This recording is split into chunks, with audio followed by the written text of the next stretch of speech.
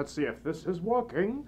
I don't know if we shall encounter the same technical difficulties that my compatriot Uncle Kage encountered last night, but I have just Asianed my technologies, and I have made sure that everything has all the right levels and all the right vibrances, and the the lighting looks good, and the dragons look good, especially this one right here. Hello, Xiaolong Bao. No, well, it seems that everything is in check right now. Check, check. Hello, hello. 1, 2, 3, 4. I am a grumpy dragon, Tien Long. I'll just wait to see if the audience can even hear me at this moment, because for some reason, last night, as I had already mentioned, my fellow drunken entertainer, Uncle Kage, had been experiencing some technical difficulties at the beginning of his stream. First off, he had somehow un-Asianed it himself, and he had set the stream so it was unlisted. Rather than it being a public stream, the stream that he had set was only for those that had the link, and well, frankly, no one had the link. It was a secret link that was composed of anagrams and complex chemical formulas, and, well, no one really got it until 15 minutes before the stream. And then once that was solved, another conundrum happened where the sound was not working, and once again I was completely perplexed at how he had managed to un-Asian two things in one. You know, when Asians talk about 2 for 1, they usually mean a 2 for 1 deal, or 2 for 1 dim sum, or 2 for 1 bottles of sake. I particularly am fond of the last one. But when it comes to white people doing 2 for 1, it's usually 2 for 1, I have just broken 2 computers with 1 keystroke, or I have, completely, done something earth-shattering with just a single action, whatever that may be. And in his case it was, I have completely undone 2 Asian technological things with 1 white person keystroke.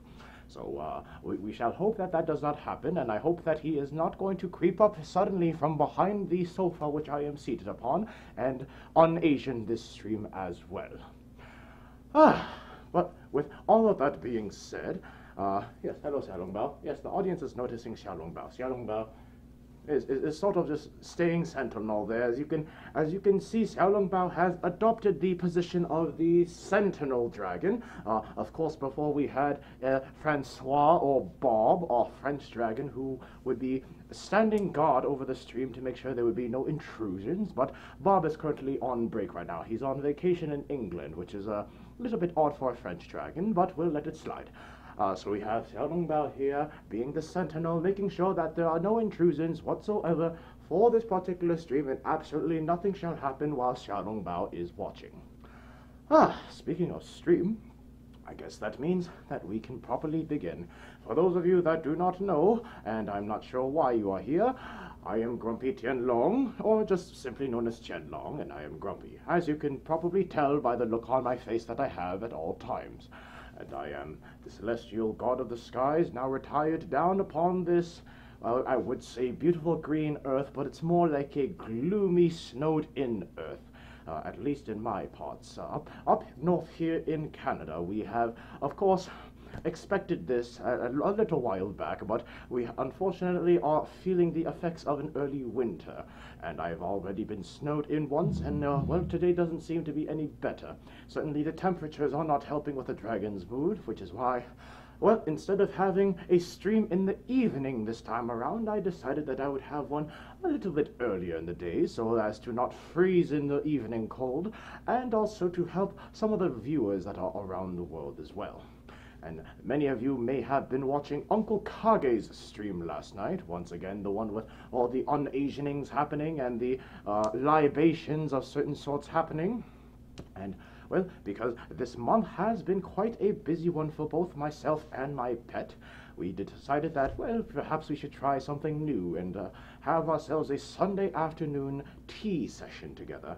So in this particular stream, well, of course, an afternoon tea session is very prim and proper. It is sort of an aperitif to any sort of evening libation and fun. But at the same time, that does not mean that one necessarily needs to be you know, sober, if you get what I mean. Anyhow, did I say that out That? Oh, goodness, no, that's just wishful thinking. I have absolutely no intention of breaking the very strict rules that have been set forth for this afternoon tea that has been established by the Western society, of course. Eastern societies, we also have our own version of afternoon tea. It's called drinking early. Anyhow, we have quite a bit of time again, and I do hope that most of you watching out there, if not all of you, were able to accommodate this new time slot. We are just trying it out every once in a while, so that those that are, say, in Europe or elsewhere may have the opportunity to watch the stream without having to sacrifice their sleep. But here I go again, rambling on and on and on. Most of you already know what happens in the Grumpystream. For those of you that do not, that's basically it. I talk on and on and on, and because you aren't here to join me in company to drink and tell me to shut up because I'm talking too much, well, too bad. Even if you're chatting and you are saying, oh, Tien, you're talking too much, you should go to sleep, or you should show off your rear, I will ignore it, most likely, because, well, that's what you're here. This is what some of you are paying for, at least, my lovely patrons, of course. But for the rest of you, you have chosen to tolerate a dragon on a Sunday afternoon as he enjoys his, afternoon tea. Speaking of afternoon tea, I would very much like to indulge myself in some afternoon tea, seeing as how I had specifically ordered my human pet to go out and fetch me a suitable afternoon teapot.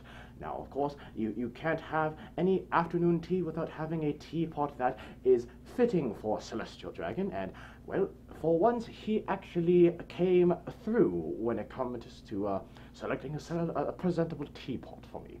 Now, it will be a little difficult to show, but I shall try my best to show this teapot which he has acquired. It is a lovely, lovely Japanese black iron cast teapot over here, and it's very difficult to see the design of it. I wish I had a better lighting to be able to show it off, but essentially it has a dragon motif along the side. I don't know if I hold it up to the camera, perhaps you may be able to see sort of the gilded bronzed dragon on the side over here. He's sort of noodling around the teapot. I'm not sure if this is visible at all, but you may be able to see just a small reflection. Actually, one thing that I may do instead is I may actually just take the camera. One moment, you're going to experience a bit of shaky cam here, and I shall attempt to show you this teapot over here. No, that's my crotch. No, no, no, no, no, no, no, none of that. None of that. Now, this is not a crotch cam, I promise. Can you all see? I am not entirely sure. Can you all see this teapot? I am not sure if this is working at all or not. There is a teapot appearing on the screen over here. There's a teapot, and it should be with a gilded bronze noodle dragon over here. And if we can't see it, well, too bad. I'll take a photo of it later if you so wish. But, as I was saying, I have myself a proper teapot to enjoy my afternoon tea with. And, well, I've got my traditional, we'll say this is a tea glass. I mean, it is a ceramic glass, and it has a multitude of purposes. It's not just for certain drinks or whatnot, but I shall be using it for tea today, of course. And, well, we have our brew of tea, of course. The brew of tea, it is of a specific brew, very, very light, very delicate, and I believe that it is a rice-based tea, of course. Rice-based tea because Asians do like that, especially Chinese dragons. Chinese dragons are very fond of their rice-based teas, and, well, I had advised my human pet to look for one that was best served chilled, and he looked at me kind of funnily, like, well, I thought you wanted afternoon tea. And I said, yes, I want afternoon tea, but chilled. Is that a problem? And he looked at me, and I looked at him, and he looked at me, and I looked at him, and he said, eh. And he went off and he got it. So I have some chilled afternoon tea because, well, one thing that I absolutely hate most about drinking tea in general, oh, that was in the way. One thing that I hate drinking about tea in general is the fact that most times when you get tea, you're drinking it scalding hot, and you can't actually drink it, but rather you can sort of sip at the lip of the glass or the cup that you are using, and then you sort of just set it down and watch it steam and, you know, hiss at you, and you sort of stare at it sadly, knowing that you cannot drink it for another 5 minutes or so.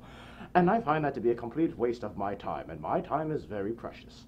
So I had ordered him to get me some chilled rice tea, of course, not iced tea, not that Western stuff that you drink. Rice tea. I am drinking rice tea for this afternoon, and of course one of a very high quality, because I shall have none other. So, with all that being said, perhaps I should actually enjoy some of this tea. Shall take my teacup. This is all very quaint at the moment. It's almost like, oh yes, little old dragons sitting in a circle having tea time. Yes, very quaint, ha ha. Perhaps I should get some scones and biscuits and whatnot, except in my case it would be like fortune cookies and... Wait, no, not fortune cookies, that's American. I'd probably get some bows in this case. Yes, I would get some bows with my tea. That's why I have Xiaolong Bao over here. So I shall take my teapot. Oh, it's a rather heavy teapot, too. I shall pour myself some tea. Oh, I can smell that tea. Oh, that tea smell has a wonderful aroma. Oh my. Oh, I'm sorry, I got carried away there. Yes, this tea, of course, we must waft the tea and enjoy the aroma. Oh my. Oh, my human did an exquisite job finding this tea. Oh. I would be getting all hot and bothered, but one thing that I will mention before I do get all hot and bothered is that I am assisted by the marvelous technology that was created by one of our own, Easy Wolf from the Netherlands.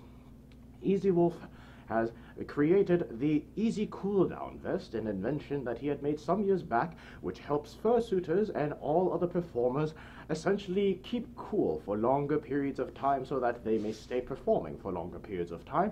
And recently I have acquired one from with the help of Uncle Kage, of course, which is to my utmost pleasure to use. Thank you very much. And well, one added effect of the Easy Cooldown Vest is that it makes my chest quite a bit bigger. So when I, like, you know, touch my chest when I wear this invisible vest, it's like, oh my, oh yes, I am 1,000 years younger. In fact, I am 1,000 years old, a strapping young... There are no children watching, are there? All right, we'll assume there are children watching, but regardless, the invisible technology of the Easy Cool Vest is much appreciated, thanks to both Easy Wolf and Uncle Kage being the supplier of it.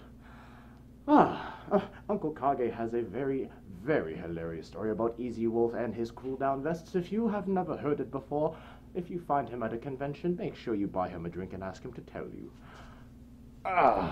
But enough with the talking for now. This tea being chilled instead of hot, which means I would have to waste 5 minutes talking about it in order for it to cool down. The aroma is quite strong. I'm getting... It's stuffed in my it's getting very stuffy in my nose right now because of how heavy this rice tea aroma is, and well, I'm not going to wait no longer because this is chilled and that means it is best to drink. Cheers to you. Not cheers because this is tea. What would we say at tea time? Scones and crumpets? Yes, scones and crumpets to you all. Scones and crumpets.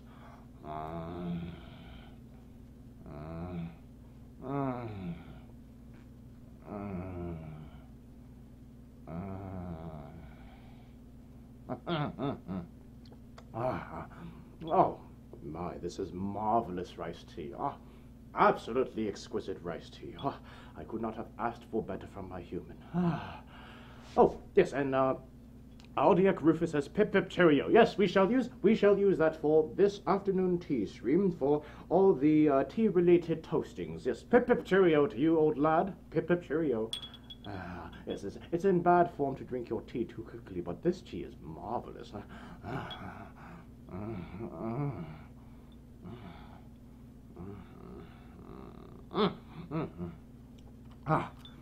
must not get carried away now. Must not get carried away.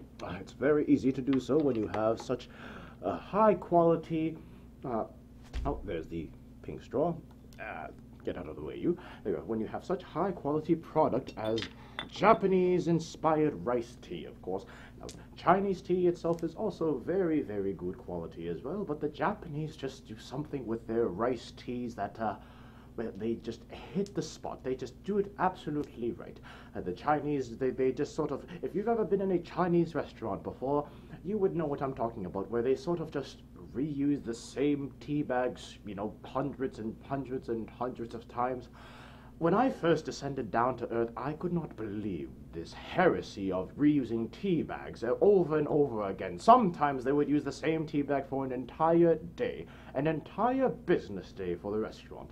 When I had retired initially and gone to a dim sum restaurant, which was highly touted by humans, I was completely aghast at the fact that they practiced this.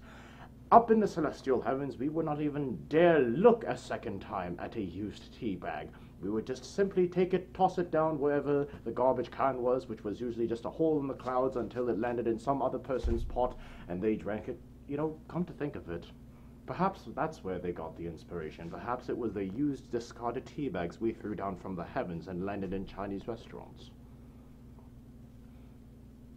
I'll have to make a note of that, but perhaps we should not inspire the humans in such behaviors. Well, let us see what the audience is saying. Again, for those of you that are joining today, I am very, very grateful to have your company. Afternoon tea by yourself is kind of lonesome, I will say, as is, of course, enjoying libations by yourself. But if I have all of you here with me, then I am not by myself, am I? And my big brother says, rice tea, eh? My big brother is now turned into a Canadian, I see. Rice tea, eh? And he scratches his mane very regally and very wistfully, as most celestial dragons do. You notice how all celestial dragons that you see, we have these very, very well-groomed and well-maintained manes. It is not simply fashionable, it is also functional, because when you need to ponder something, such as the mysteries of life or what to eat for dinner, it is very, very functional, because then you have sort of a relaxing, self-massaging mechanism of stroking your own mane, and wow, this feels rather good. No, getting carried away, Yes. Pad down the invisible cooldown vest. I can't believe how he made it invisible. That is another marvel of the easy cooldown vest, is that it makes it invisible, but makes my chest that much bigger. Like, don't you see my chest being that much bigger? Oh, there's children in the chat. Never mind. And Mightiest777 says, I prefer beer. Well, if you prefer beer at afternoon tea time, then I shall not judge you, but being the regal celestial dragon I am, with the stature of the god of the skies, I shall abide by the sacred rules set forth by all the societies, both in the heavens and down here on earth, for afternoon tea, which is you drink it from a teapot, and you drink it from a teacup, and, well, the fabulously pink straw is of my own device, but at least I have some say in that matter, because, screw you, I'm a dragon. I want my tea. Give me my tea. I've never been so excited for afternoon tea. Let me tell you, afternoon tea for Celestials is basically the same as having, breakfast or lunch or dinner. It is a mandatory requirement for us. We drink lots of tea in our time, but I can't ever recall a time in the heavens where I was excited to drink afternoon tea, and, well, this particular tea does make me quite excited. And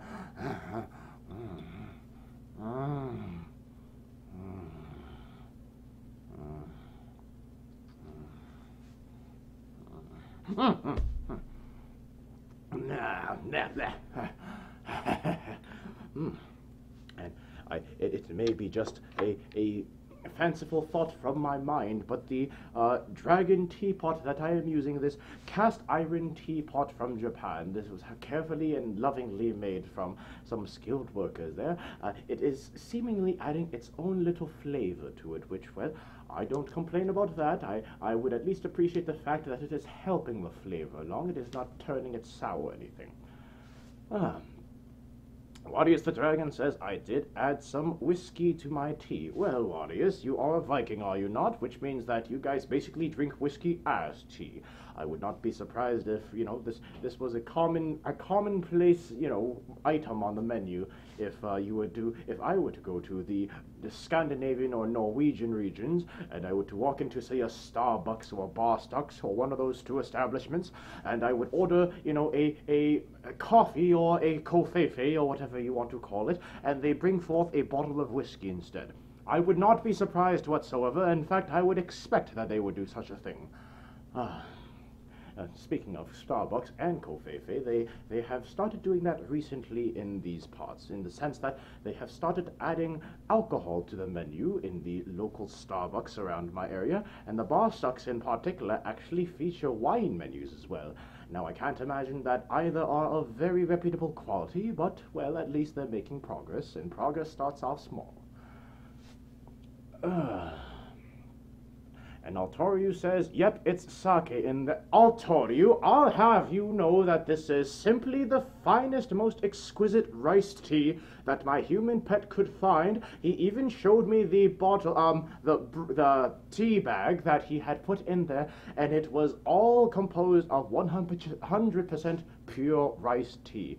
Now, if you ask me what the difference is between rice tea and sake, well, that I'll have to refer you to the rice mill, where they take the rice and they stuff it in their face, and all those other disgusting things that I saw in those documentaries about how they make rice tea and sake. But I assure you, this is 100% organic, locally grown, free-range, GMO-free, gluten-free, all these things that are free rice tea that you can find in any of your reputable beverage stores. Yes, beverage store, that's what we'll call them. And Dio Kami says, Tien head tilt so cute. What, do I look cute when I do a head tilt? Wait, when you talk, when I'm doing this, am I cute when I do this? When I'm tilting my head, is it when I go sideways like this? Do I do it? Wait, you're trying to make me look cute. I shall not look cute for you, I refuse to. That is not who I am. Perhaps Xiao Long Bao can do that for you. See, Xiao Long Bao over here can look cute as much as he wants. See, look at you. Aren't you a cute Xiao Long Bao? Aren't you a cute Xiao Long Bao? Keep guard, you. You're supposed to be looking out for that wine thief in case he comes and tries to sabotage my stream. Speaking of the wine thief, I was expecting him to be here this afternoon. I did hope that he had at least a little bit of time to drop in. Although, saying that, I do feel terrible that I was not able to drop into his entire stream last night. For those of you that were there at his stream last night, do tell me. I had heard rumblings that he had not one, but 2 giant bottles of Desai 50 without me. And although I had tuned in just in time to see him finish one of those bottles... You do know that I am coming down next month. I do expect to see those bottles returned with interest. Let me see. And Jer Winddragon says, you're a badass. Well, why, thank you, Jer Winddragon. If it's between Kitty and badass, I shall take a badass. Now, I would like to think that my ass is good. I don't have any opinion nor any say in that matter, but I would like to think my ass is good. So I would rather be a good ass than a badass. The ass is good. Never mind, I'm not going to be quoted saying that. Yes, Radius the Dragon says, you mean the tea thief. Yes, the tea thief would be correct. After all, we are having tea here, very much so tea, 100% organic, locally grown, free-range tea here, rice tea of that matter. For those of you that have not had rice tea before, it is actually quite exquisite. Now, I do recommend you get your rice tea from your local brewery rather than a local rice farm, because, you know, the breweries know how to make it better. I'll leave it at that. I want some more of my rice tea. Mentioning the rice tea and having it right in front of me is just absolutely unbearable.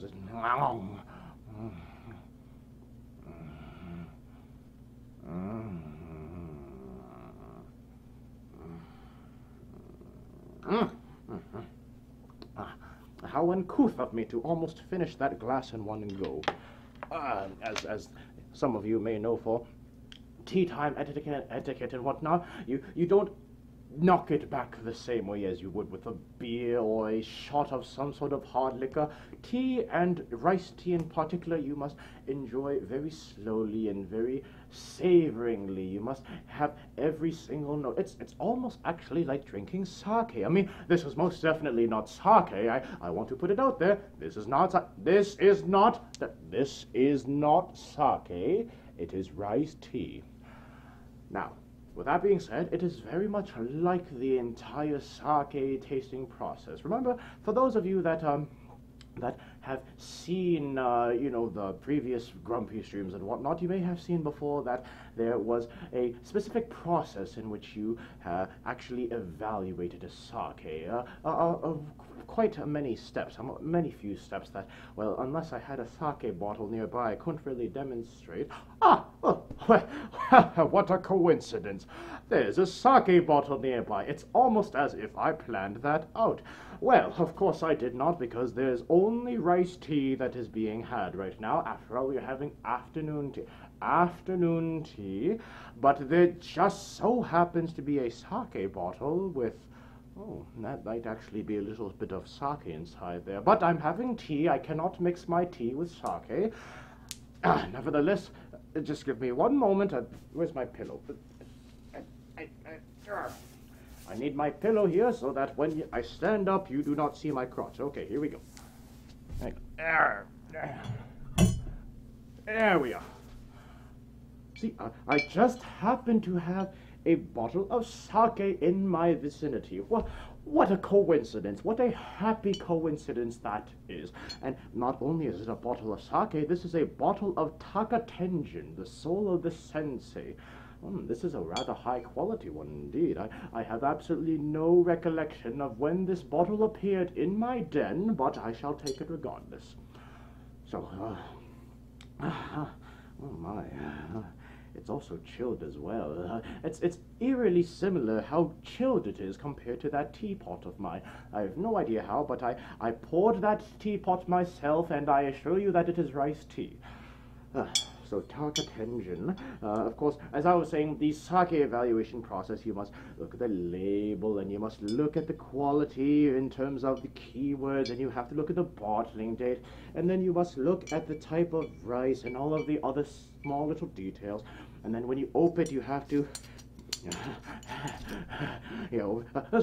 when you open it, you have to then slowly waft it in and take in the beginnings of the flavor, the aroma, and then you have to pour it out in a glass, which I shall not mix with my tea. Well, perhaps I can just a little. Now, I shall be good. I shall have just my tea. And then you pour it out, and then you swirl it around, and you look at its color, and then you just go,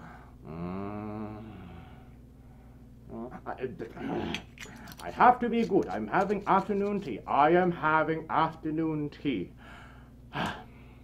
But if I poured it in the teapot, no one would notice. Now, I shall stick to my virtues. I will stick to the moral code of having afternoon tea as afternoon tea. So I shall leave that down there I shall leave it over here for the time being. There we are. As I was saying. Yes, afternoon tea has a very specific set of rules, of course, one of them being that you must have tea, of course, and the tea must come from a teapot, and the teapot must pour into a teacup, and the teacup must be enjoyed very slowly and dignified, not in some sort of a lush manner where you knock it back and you just make all these, very, very erotic sounds, and, well, I don't do that, do I? Don't answer that question. What is everyone else saying?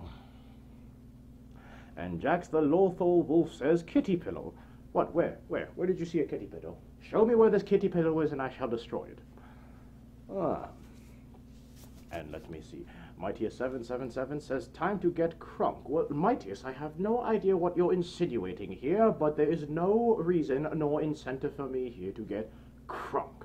All of these terms that you kids use to get crunk or to get crazy or whatnot, this is not what celestial dragons do. Celestial dragons, they become well, they become more celestial. Yes, we become more celestial with each and every passing drink. And Hiryu says, rice tea like hop tea. Well, Hiryu, I'll have you know that, again, this rice tea, although it does have quite similar coincidences and circumstances as sake, is 100% tea. It is not sake, it is tea. It just so happens to come from the same blend of rice that is used in sake, but I can assure you that the difference between sake and tea is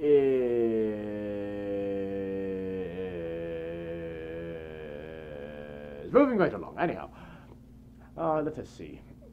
Altorius says his plan of deception is slowly unraveling. Well, I don't know if you're talking about myself or Uncle Kage now, but I would assume the latter, because for those of you that were watching Uncle Kage's stream last night, you may have heard him mention several times how he had plans. And more specifically, plans that involved myself visiting during the Christmas season to spend the Christmas holidays with him, but more specifically, plans for the stream that he and I shall be doing tomorrow. Did I say tomorrow? Yes, tomorrow, yes, the Monday stream, but doing the next time around. And those plans were something along the lines of, it is a Tien Long Christmas. And when I heard that it would be a Tien Long's Christmas, I started thinking what he could possibly be up to. I know you're out there, you're watching, and I know that you're cackling right now and drumming your fingers together in this manner right now as you listen to me speaking to you. Mark my words, your little plan is unraveling, and so will your insides when I get my hands on you. You see, that's how dragons influence others.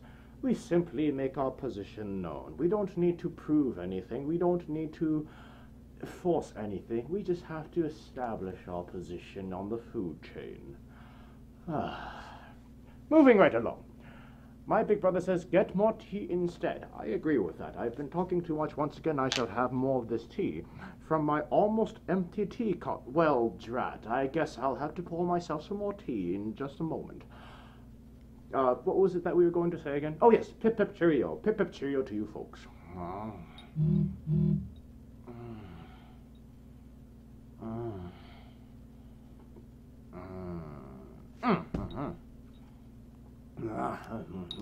Must enjoy myself. Yes, there's still a little bit in there. Good. All right, what else is happening? Mahogany Pearl says, but they have sake at tea time and the tea house also. Well, Mahogany Pearl, even if they may offer sake at tea time, it does not mean that one should have sake at tea time. After all, I could say the same thing about my den. My den has a fair amount of sake in it, we'll say, and I can access it at any time, and yet I should not be as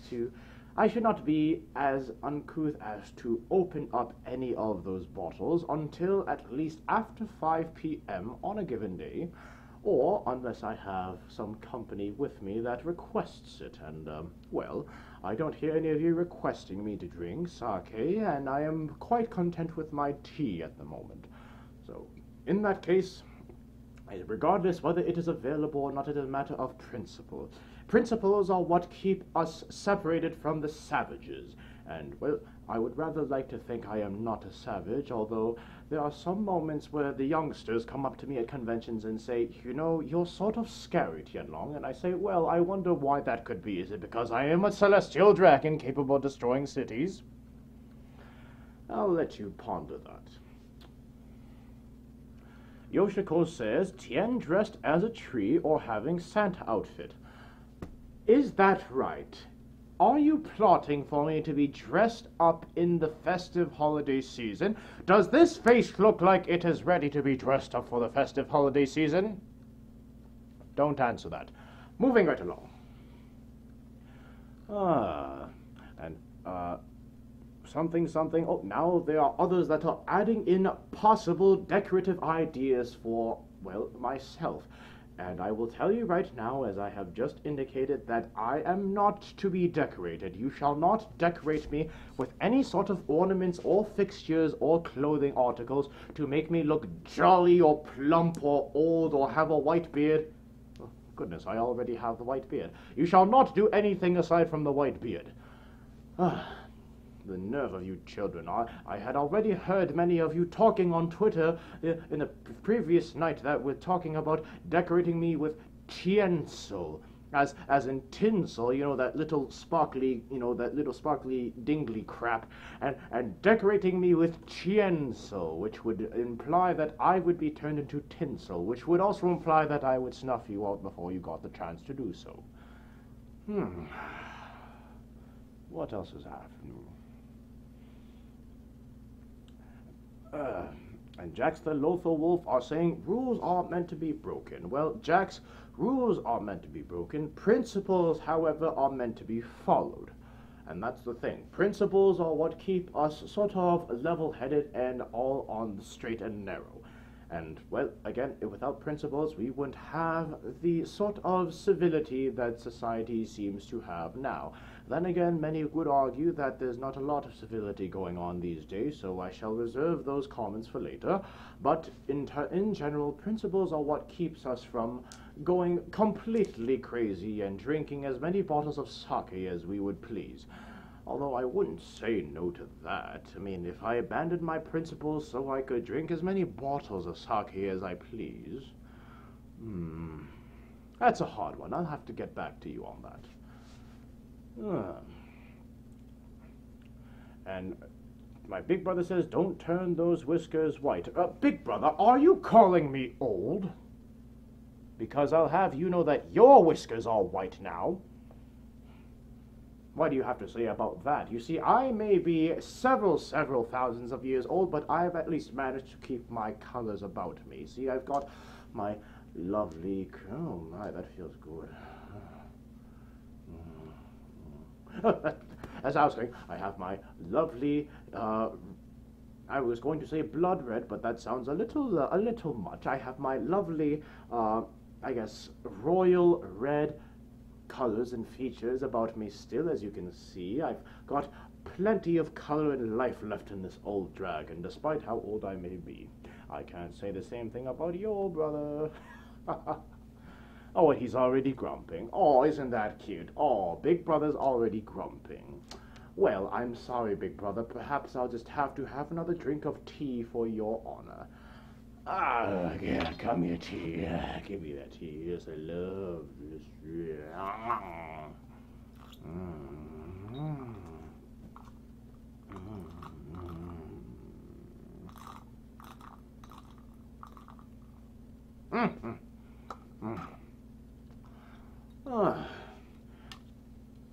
I shall have to pour myself some tea in just a moment, but let's see what else is going on.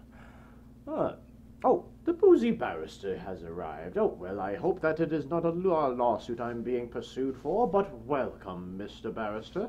The boozy barrister says, I read this as T's party at first and was waiting for a Speedo to come out. I'll have you know that that Speedo shall never see the light of day, barring $1,000 suddenly appearing in my PayPal account.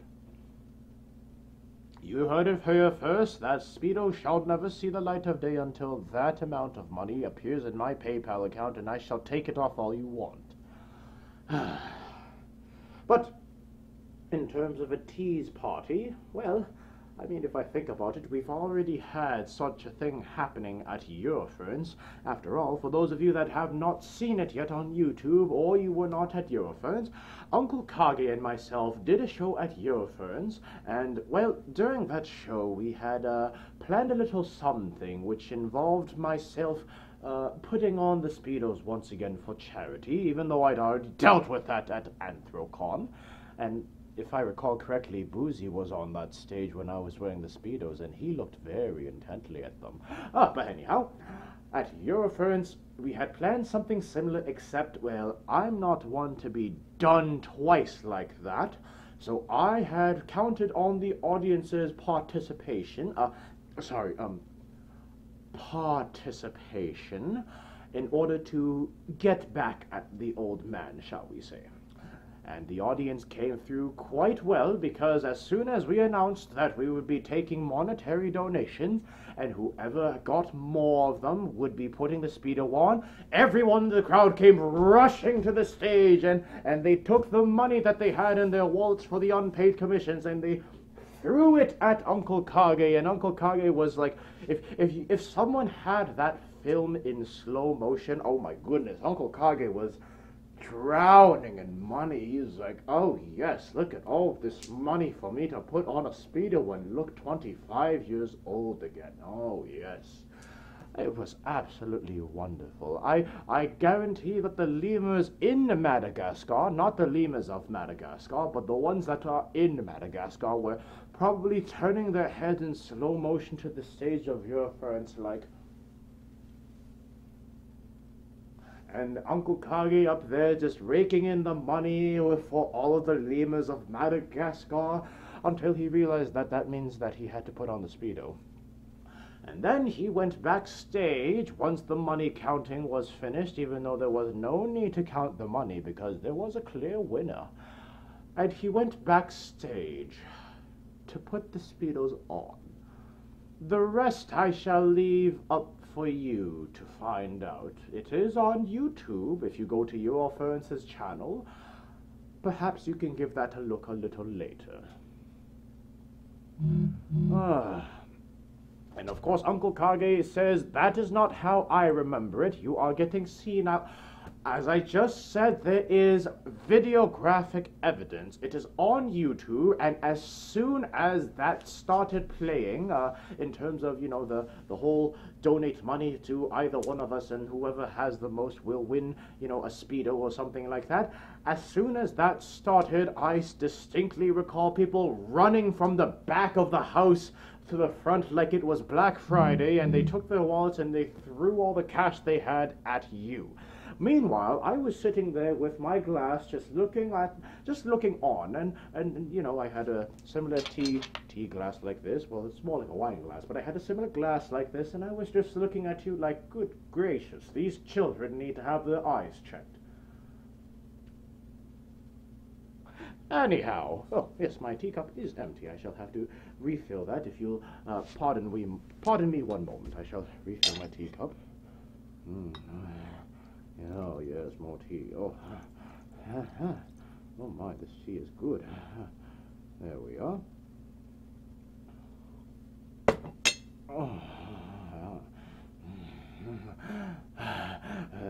Afternoon tea, ladies and gentlefers.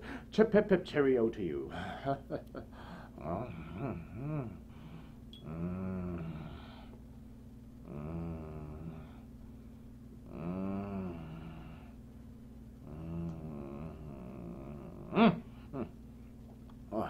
Must not get carried away. I just had that whole spiel about principles. I shall not get carried away by drinking all of the rice tea all at once. Come to think of it, perhaps that is a brand that I should probably trademark. Rice tea. Instead of iced tea, I should trademark rice tea. If possible, of course. We shall have to look into that. Boozy, am I able to trademark something like rice tea, even if it's just two words put together as simply as that? Or do I have to do, you know, something more fancy with it, like put rice tea la to the end of it? Let me know, Boozy. I'm not sure if you're familiar with copyright and trademark, but if I could... Anyhow, let's see what others have to say. Yoshiko says, your human pet must have left his phone on the table. Did he now? Oh, he did. Oh, well. That's my human pet's phone, apparently. You can tell that this is not my human pet's phone, actually. This is my phone, and I shall show you why. My phone here has myself on it. That is my phone. You see, my human pet forced me to get a phone for myself because that would mean that, he could call me when he needed to, and I could, send him messages that said no. That's usually what I actually type, is just no to whatever he sends me. But again, this is my phone, because it has myself on it, and I look rather young and handsome and dashing, and I can see why everyone says so. But thank you very much for letting me know. I shall put my phone elsewhere. There we are. What else are people saying? Someone asked, is rice tea good? I want to try it. Well, I'm drinking it right now, and I am having a delightful time right now with it. So, if that's not testament enough to how quality it is, then I don't know what is. And Esli Garcia says, that moaning Tien moment sounds like someone snoring LOL. I don't know what you're talking about. That is the sound of a bona fide rice tea connoisseur evaluating the tea. Again, for those of you that have watched my previous wine streams before, you may have seen one segment where the sounds that I make whenever I am drinking rice tea are, well, they are indicative of the quality and the tasting notes. For example, let me demonstrate. Allow me to demonstrate one more time for you folks. Oh yes, my beauty, come here.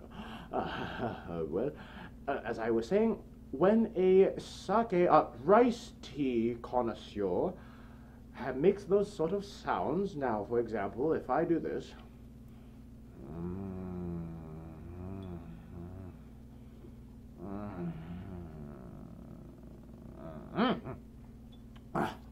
that is indicative of this rice tea has a very perplexed, confused body of grains, a little bit of dry earth and salt, the day-old piss of a cow, mixed in with afternotes of dried laundry and leftovers. Drink this from now until next Monday. Yes, you see, that is the interpretation that you have when you hear those sort of sounds.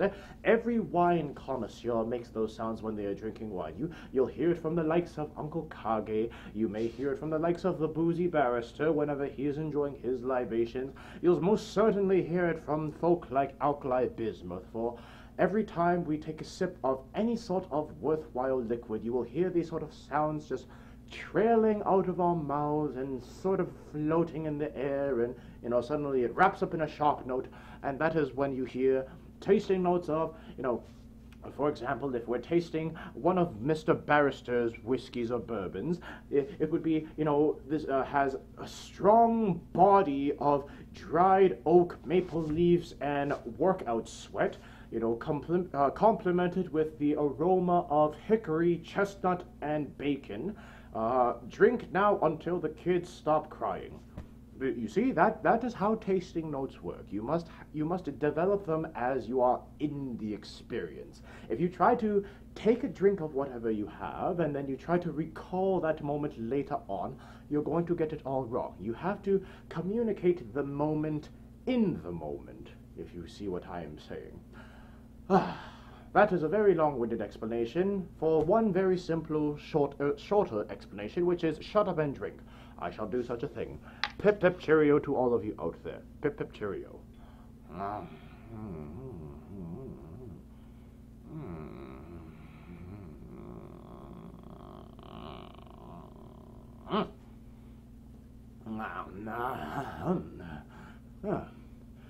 Let's see what else is happening with our audience. Oh, the pink straw wants to come with me. No, pink straw, you must stay inside the teacup.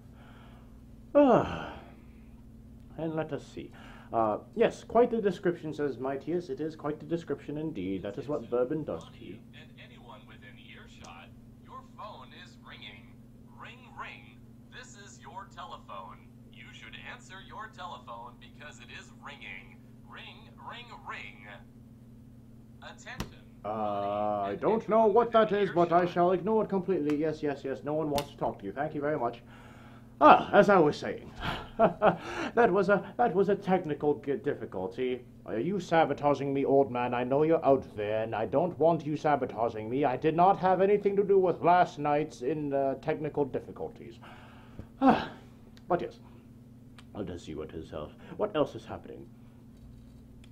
Jer says, you have a point, Yoshiko. I'm not sure what the point is, and I missed the point, and I'm not sure if I want to learn about the point. One of the things about the easy cooldown vest that I mentioned earlier in the stream is that it keeps you cool, but it also makes it very, very satisfying to touch yourself, because that then keeps the rest of you cool. See, if I do this, then my hands and my forearms are cool, and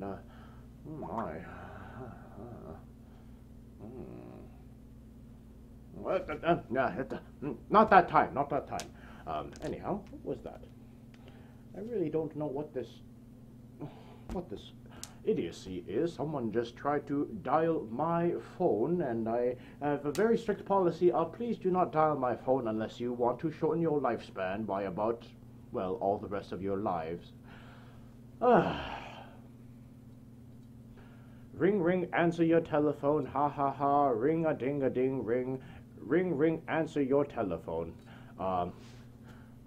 You all heard that, did you? You certainly did not hear the fact that that is not my phone whatsoever. That apparently is my human's phone, and we have the same phone case apparently, which is rather interesting. And also the same ringtone. I don't know why that is, but we shall overlook that. We'll cut it in post, don't worry. You're dead, whoever you are. I will find you and I will dye you. I will dye you until you die. Anyhow, moving right along. Jer Winddragon says, the point about your butt and your butt nose. This is a point that has been overmade and oversold and over-ignored, but I shall ignore it again. I do not have a butt nose, nor a butt-shaped nose. Thank you very much. And let me see what else everyone is saying. Oh, I wonder if the barrister is still here. If the barrister is still here, did you get my comment about the whole, trademarking rice tea and all that sort of nonsense? And if you did not get that comment, well, what would it be in terms of the difficulty of getting a trademark or copyright for something as simple and generic as rice tea, or even just rice tea la added to the end?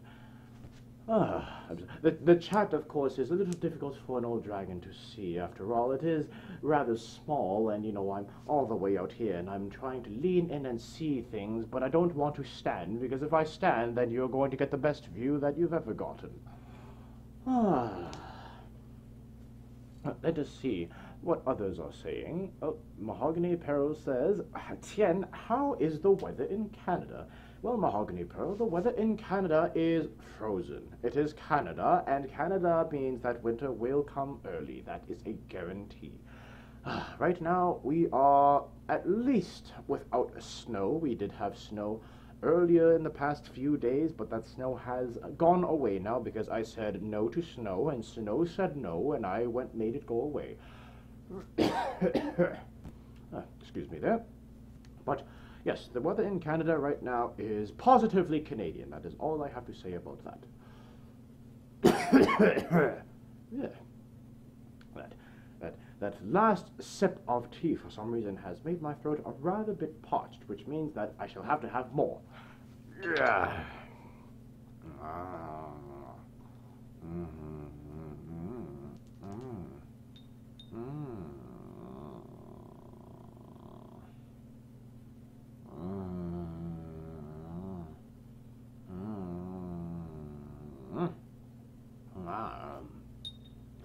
Oh, good stuff indeed. And I even seem to have gotten a little bit on my thumb just now. Well, I guess I'll just have to take care of that.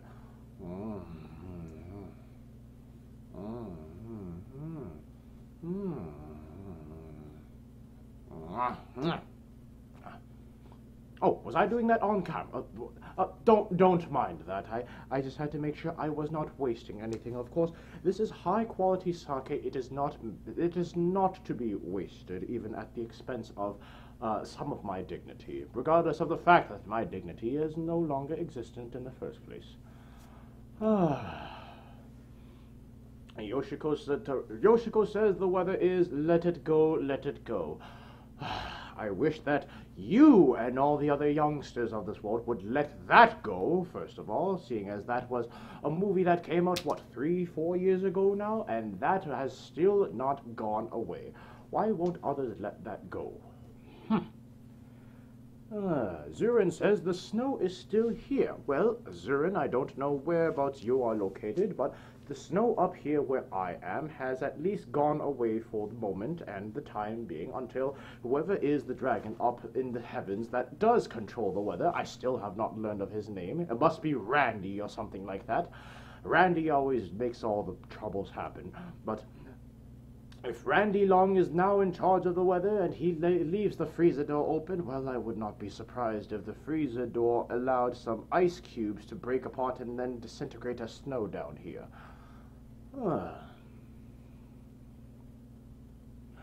Let me see. Nustul says sakegasm. Oh, Nustul, are you implying that I am drinking sake? Because I'll have you know that you are 100% perhaps not entirely, indicatively, perpetually wrong. Anyhow, let us see what else is happening over here. Altoriu says, cheers, big ears. Well, I don't know if you do have big ears whatsoever, but I shall cheers with you to that. Cheers for big ears. Oh, one moment here. Ready? There we go. Cheers for big ears as well to you.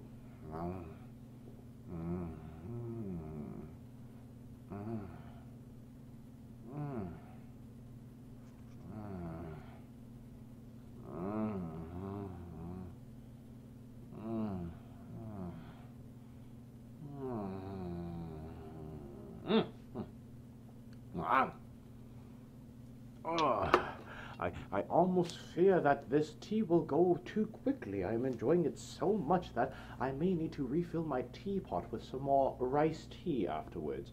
And of course, by riced tea, I mean actual riced tea. I do not have any other intentions or ulterior motives to go and fill it with other liquids for the time being. And let me see, well, Joe Winddragon. Oh, I just missed that comment from Joe Winddragon. We'll get back to that afterwards. But we'll see. Oh, Zurin is in Brampton, less than an hour from you. Zurin, I apologize for all of the weather and, more importantly, the drivers that you have to deal up there. Brampton is, well, in a nutshell, for those of you not familiar with the legendary Brampton, Brampton is where you go for delicious Middle Eastern food and terrible driving. The only two things that are pretty much located in Brampton. And considering that delicious Middle Eastern food is not what we're talking about in this context of bad weather, I'm very sorry for you, Zurin. I hope that you are not experiencing any of the bad drivers today. And up in these parts, for those of you again not familiar, there are two distinctive areas which you should avoid at all costs when it comes to driving. The first being Brampton, as mentioned, and the second being a little closer to where I am located, and that is the city of Markham. Markham is it's pretty much, if you took a large chunk of China, current modern day China, took it and pretty much populated with the worst drivers you could find in China, and you put it over on the other side of the world, that's Markham. That's all I have to say on that matter. Let us see what else is happening. Yoshiko's, you retracted your own message, apparently. I don't know what it was. Perhaps it was probably something about more butts. And let us see what else is happening. Altorio says it's what Australians English people say when drinking. Is that pip pip cheerio you're talking about? You know, I honestly thought that pip pip cheerio was something more of a TV stereotype versus, well, what you would actually say this day and age when you're drinking. But I'm not going to complain, considering the fact that it is afternoon tea time, and an afternoon tea time was most popularized by the English folk, and therefore I shall at least honor their customs and their traditions for the time being. So, with that being said, I shall honor you one more time, and all of your folk. Pip pip cheerio to all of you.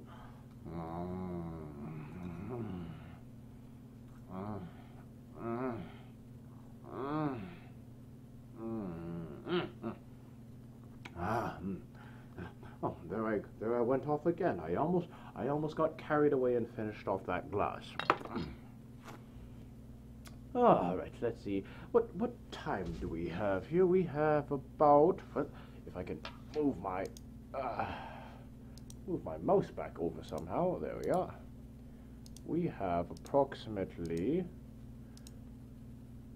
I cannot see the time right now. It is approximately 1:59 p.m. We have been going for approximately an hour now.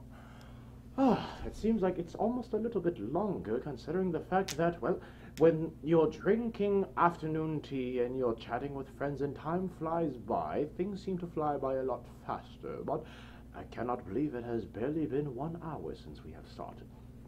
That being said, we still have a ways to go, and of course we still have the Patreon drawings to go through, so perhaps we shall do that in a little bit as well. And, well, since we mentioned my Patreon drawings, I would like to very, very cordially thank all of the patrons that are supporting me right now for my Grumpy streams now and in the future. You know that I am very much utmost grateful for your support, and your support helps keep this stream running as best as it can be. Now, with that being said, the drawing portion will come in just a little bit of time. Perhaps I'll refill my tea one more time and finish that off before I get to the drawings. After all, good rice tea does help one to focus a little bit better. Remember, it is rice tea. It's not sake, it's rice tea, which means it should have a better effect for those drawings. Please don't take that as a promise. Let's take that as a probability. What else is happening over here? And Tech29 says, hey, I'm new here. Well, Tech29, welcome to the Grumpy stream. As you may have noticed already, this is just a stream where I, the ever-irritable and grumpy Tien Long, simply talk too much while I enjoy my afternoon tea for this edition, and, well, you essentially enjoy as much as you are able to enjoy. I elucidate on insights from the celestial wisdoms and the heavens, as well as those that you can find down here on Earth, as well as, well, try and tolerate everything else that you have to say. So, welcome to the stream, Tech29.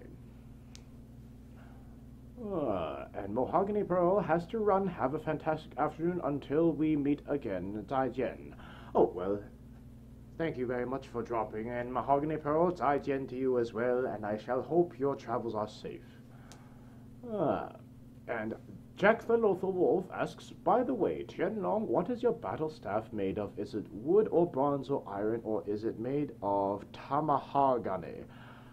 Well, I shall have you know, Lothal, that my battle staff, I have several, but if you refer to the one that you may see me at conventions with, that is simply bamboo. Now, bamboo is not a very, very strong material. It is quite thick and sturdy, but it is not the strongest that you can get. That being said, it is rather light for me, which is good for me to carry. I would not want to carry a heavy, thick wood. And, well, it has a lot of bendability. It's very flexible, and you can malleable. It is very malleable. You can basically make it into any shape that you want. Whereas I prefer to keep it as a staff, which is good for me again because it then doubles as a walking stick. Hopefully that answers your question, but let us see what else is happening. And Jackal says, Bao Long looking so jelly of Tien drinking. Is he now? Are you jealous of what I'm drinking? Is it because I never give you anything to drink? Well, you're underage, so you're not allowed. Anyhow. And Altorio says, I guess English people stereotypically have big ears. Oh, is that so? That is a factoid that I did not know. I did not know that English people stereotypically had big ears. I thought English people had stereotypically big egos, is what I thought that they had, although they tried for many centuries to suppress those big egos under, their polite mannerisms and their principles and their afternoon teas and their scones and crumpets. And then a fellow named Winston Churchill came along, and he just said, oh, screw all that. He's going to be Winston Churchill, and the world will love him for it. And guess what? The world did. To a degree, of course. That note will leave to your own discussions. Let us see. Coyote Pred G says, when are you going to make sandals to protect your paws? Funny that you ask that, Coyote, for the fact that I used to actually have sandals. Those sandals were made by my human pet on a whim, and, well, although they worked for a little bit, they caused more problems than they solved. So until he is able to create new sandals that will solve more problems than they create, then I shall be sandalless for the time being. But I don't think that those that are on this stream would complain that I don't have sandals, although it does seem more practical considering the amount of outdoor walking I do now. Let me see. Zurin says, I feel like making myself some green tea, but that means I have to run down and make it. The dilemma is killing me. Well, Zurin, you can do what I am doing, and you can enjoy some rice tea. Rice tea is infinitely easier to make and drink because all you need to do is put it in the fridge. And, well, rice tea right now, which I have in front of me, is, well, it's mine, so I would not be inclined to share, unfortunately. And Yoshiko says, Tien, I believe you still have some audience that don't believe that you are drinking tea. I have been drinking tea for the past hour now, and you still don't believe that I am drinking tea. I don't know what I have to do to get this audience on my side, and on the side of the truth, which is I am drinking rice tea. And though it may not be hot rice tea, this is still rice tea nonetheless. After all, you saw the banner that was displayed on both YouTube and social media. This is the rice stream, is it? No, it is not. This is the afternoon tea stream. Yes, this tea is very much 100% all the things I've said before tea.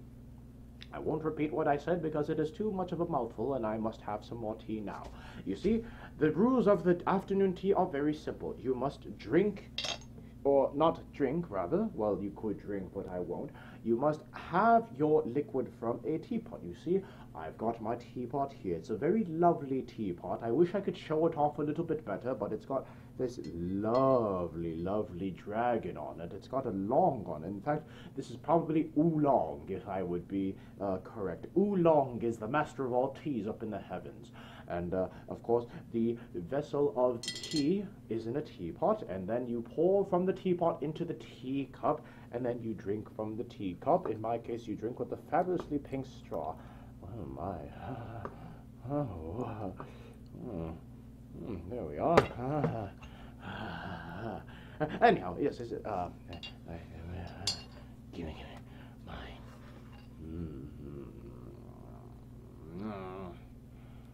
Oh, yes, pip cheerio to you as well.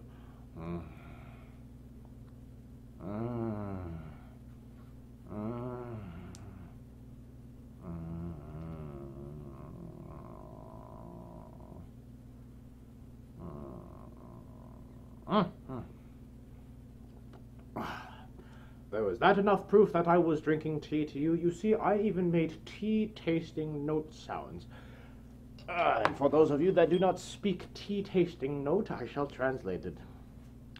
What I had just said was that, yes, this tea has an exquisite yet enigmatic character filled with, again, the grains of a Japanese harvested yet Canadian infected rice grain, combined with the elements of bacon, apologetic Canadians, and hockey ice.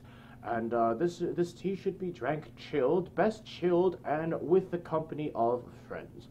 I think that I am able to fulfill that last part. As for the first, well, that is simply the tasting notes that I have observed myself. And Esley Garcia says, a mouthful of tea? Well, I mean, this is chilled tea. This is not hot tea. If it was hot tea right now, you would see me probably spitting it all over the camera. And depending on who you are, you might find that rather disgusting or rather interesting. Let us see what else is happening. Yaki is also having some white tea with some mango and lemon flavor. Well, Yaki, I'm glad to hear that you are enjoying your own variant of tea. Can't say that I've had rice tea with mango and lemon flavor, but at the same time, each person has their own tastes and their own preferences. I prefer mine to be 100% rice. And Yoshiko says, I'd actually love that. I still gotta give a certain beverage for both Tien and Kage. Well, Yoshikos, both of us usually appear at your ferns, so if you see me at your ferns, I would assure you that I could receive both gifts for myself and for Kage, and, you know, make sure that he gets his gift intact. I'm just saying. And Sky the Wolf says, Tien is crazy for that tea today. Well, it is good afternoon tea. I will be a broken record, as the humans say, and repeat myself. The tea is good. Yes, the tea is good. It is 100% all the things I've said before, rice tea, and that is all that a celestial dragon needs in order to keep happy on a Sunday afternoon. Jer Winddragon says, you're moaning like it's sake. Am I moaning now? I thought I was just giving tasting notes. Again, only sake entrepreneurs, connoisseurs rather, well, perhaps both, sake connoisseurs would be the ones to understand such language. After all, it is the very complex language of those that enjoy rice-based products, and, well, considering that this is a rice tea, which is rice-based, and sake is also based on rice, well, it makes sense that they would have similar languages and would be not mutually exclusive. And Tectoni says, where do you live? Well, Tectoni, I currently reside in the frozen wasteland known as Toronto, Canada. And it is quite a interesting city. Well, they also have, again, they have good quality sakes as well as rice teas. And they have a variety of flavors that I can choose should I have different moods for dinner. I mean, there's Little Italy I could go to, there's Little Chinatown, there's Little Spain, there's, you know, there's Little Poland, there's all these little areas that I could go to if I had different moods for dinner. And let me see. My big brother says, where's mine? Oh, well, big brother, don't cry. Remember that you're still under the weather and you need to recover before you can have some tea. Well, at least rice tea. For now, you need to drink herbal recovery tea. Rice tea is for those celestial dragons that are not under the weather, such as myself. And Yoshiko says, happy tea. Well, that is Yoshiko's. Happy tea, I mean, Canada legalized something recently, so... Yoshiko's, if you are referring to the fact that in Canada, the substance known as cannabis was legalized, then yes, you are right, unfortunately. Canada did legalize that substance, and now you cannot go anywhere without smelling it on the streets of Toronto. That being said, well, as long as no one is being harmed and they are doing it within the set legal boundaries, then I have no say in the matter. But at the same time, children will be children and they have to learn somehow. I just pray that they will not have to learn the hard way, because I will tell you right now that doing things stupidly when you are young does not mean that they will just stay there while you are young. They may follow you later in life when, say, perhaps you have to go for a rather important job interview, and they look up your background and see that you were being an idiot back in your previous life.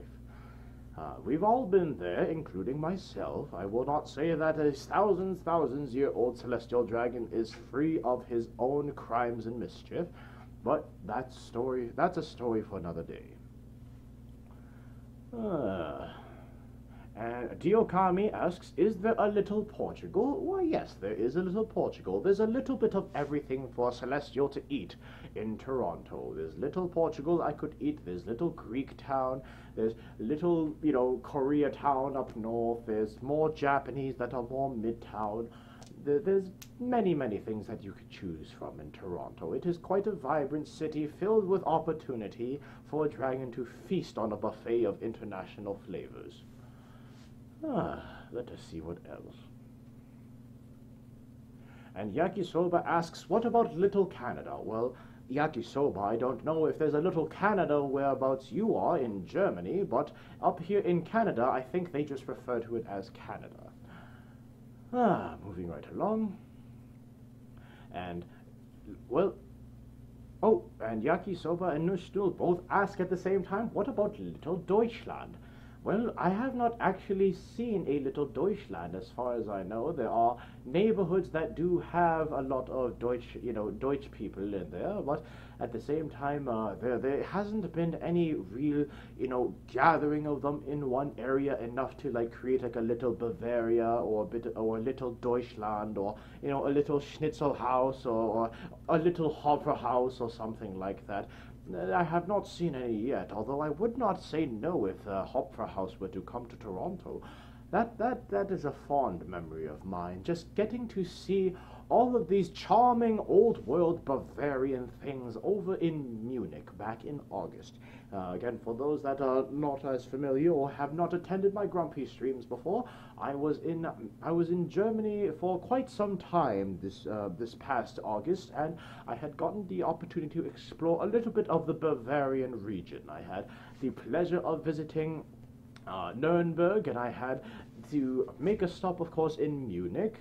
I dearly wish I could have gone to Vienna, but, well, Nuremberg and Munich are two of the big places to visit, and I had an absolute wonderful time, especially seeing such famed idols of, Hofra House and, sort of the opera houses of old Bavaria, which, of course, are very high stature, and especially the Munich Residence Museum as well.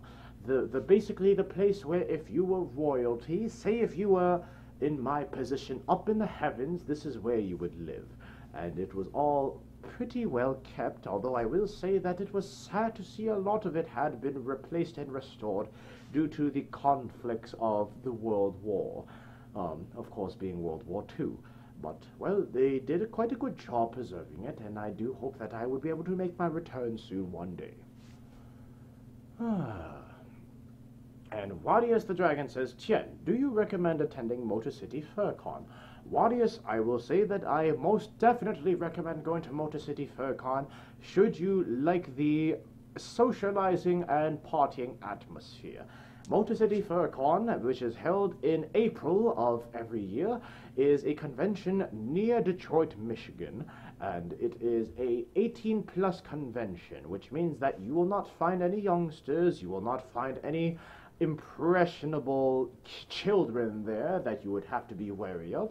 It is a convention for all adults to enjoy themselves as much as they can.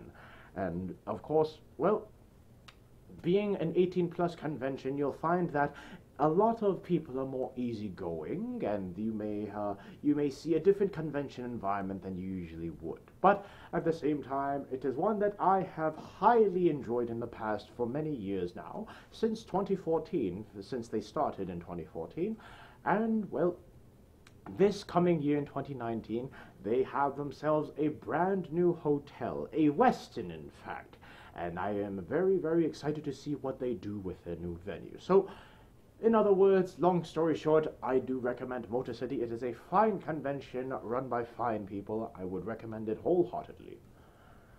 Let's see what else those are saying. And Altonio says, well, you always got places like beer houses. Well, beer houses are one thing. Yes, Altonio, I do agree. But there's Hofra House, which is an entirely different experience. And if you have not been to a Hofra House before, which is, again, I went to the one in Munich, which is what I would consider like the big one, that's the motherlode of Hofra Houses, then you must go and make an effort sometime to experience it, because I experienced the Hofra House, at least in passing, and even taking a tour through the Hofra House very quickly, and you won't find anything like that anywhere outside of Bavaria. That's just how it is. And I was there in August. It was already a riot. I could not even imagine what it would be like during Oktoberfest. Ah. Oh, and speaking of Oktoberfest, that brings a very cute memory of my human pet being forced to wear that lederhosen. For those of you that don't know what a lederhosen is, if you've ever seen any sort of Oktoberfest imagery and you see those, tight leather coveralls or overalls with the suspender straps and like the bib up front here and the very tight leather chaps with the socks pulled all the way up and, a very nicely, pressed shirt with the collar buttoned up here, the traditional Oktoberfest Bavarian man, of course. That is what my human pet had been forced to wear when he was in Bavaria, and it was a very interesting experience because it wasn't even his decision to wear it.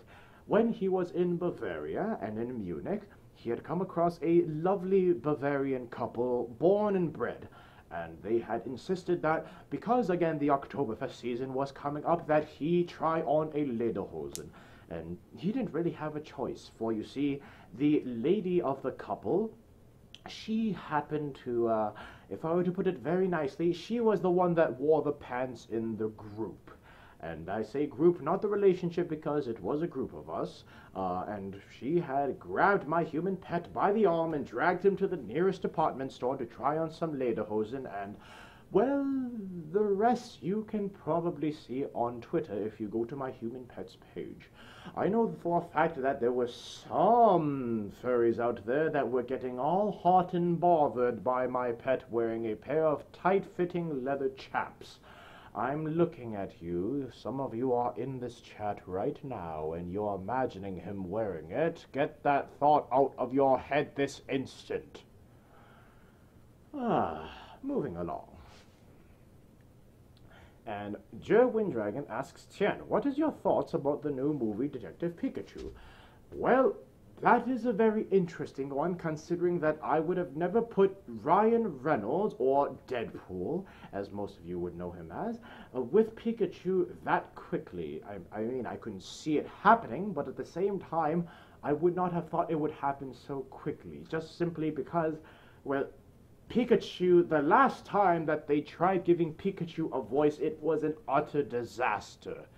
And now they are going to throw what the comic world would consider as an utter disaster, only in terms of character, not the movie, but an utter disaster, into a fluffy world of realistic Pokemon, well, fluffy and scaly, and see how well it blends together. So we shall see how this Detective Pikachu goes. My opinion of it is I have no opinion, because I would rather just watch it and see how it goes.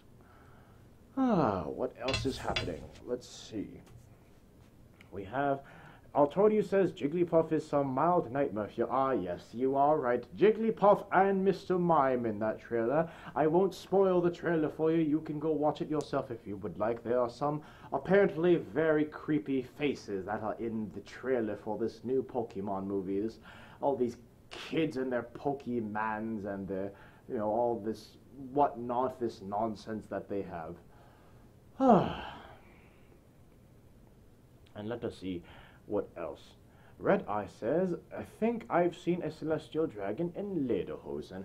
I don't believe that I have worn lederhosen, nor will you get me to wear lederhosen. I know that figures such as Uncle Kage have tried.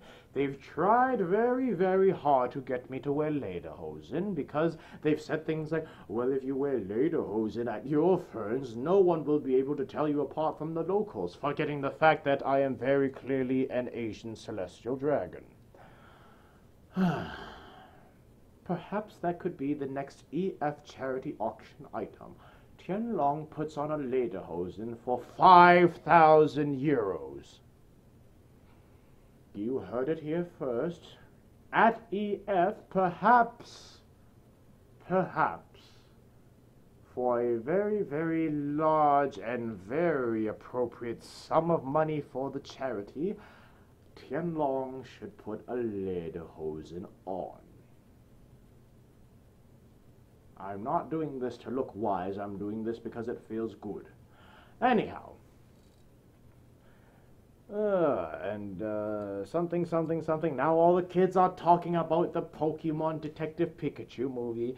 I don't get why it's such a big fuss, to be quite honest. I mean, this was something that was pretty much guaranteed to happen, but at the same time, you know, Pokemon movies don't feel like they have the same magic to them as they did before in the past. And I say that because, well, I did take in my spare time some time to watch some of the old Pokemon movies. My human pet was a fan of them in the past, and I can see why they were so attractive to youngsters back then. But, you know, I could very easily do a Pokemon movie of my own. Take, for example, you have Ronnie over here. Pretend Ronnie here is Protective Pikachu. Ronnie goes up to the camera and he's all like, look, I spot the killer over here. Yes, this killer is definitely not a grass type. This killer is definitely a fire type. I can tell because this guy's face is burnt to scorches and ashes and embers and all that. And I would then say, good job, good job, Detective Ronnie. And then I'd go like this. Anyhow. See, it's not actually that big of a deal as far as I am concerned. But at the same time, it seems that they're trying something that is daring, to say the least, and we'll see how that goes. And Tien Long, my big brother, says the disguise is not very effective. Well, it's not very effective at keeping me unnoticed, if that's what you're saying, for lederhosen, as I have been mentioning already, tends to be very form-fitting. And by form-fitting, of course, I mean that it makes me, like, you know, suck in my gut, which I have developing as an old dragon. I suck in my gut, and then, you know, my chest is like bulging out, and suddenly my chest size has expanded, and my rear end is like expanded, and my legs are expanded, and everything important that is eye-catching is expanded. I don't know, it doesn't sound all too bad, but at the same time, I don't want to give any ideas to certain individuals, namely one that had technical difficulties with his stream last night that would like me to wear some lederhosen. Anyhow, moving right along. And Red Eye says, bottoms up a German-sized glass of sake. Well, I don't know about a German-sized glass of sake, but I do have an appropriate afternoon tea-sized glass of rice tea, of course. And I shall indulge in it once more, because I do feel like I should get to the drawing sometime soon. So cheers to you all. Pip pip cheerio, old lad.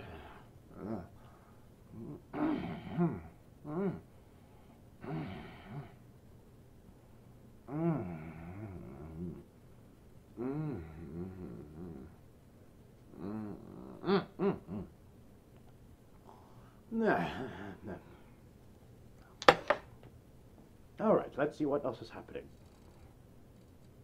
And Wadia says, how about Tien and Kage getting spanked by a spanking paddle while wearing a Speedo? More than 8,000 euro deal? No, Wadius, that would take at least 10. We're going to 5 digits if you are going to get us to not only lose our dignity, but have our dignities die a death by paddle. We are going at least 5 digits for that sort of deal. Let me see. And Andrew Griffin says, I was thinking Tien looks like a Chinese Pikachu. Excuse me, did you just equate me to a thundering angry beast? Because you would be right in that fact. But I am no Chinese Pikachu, because in that case, you would be calling me a knockoff, and I am no knockoff.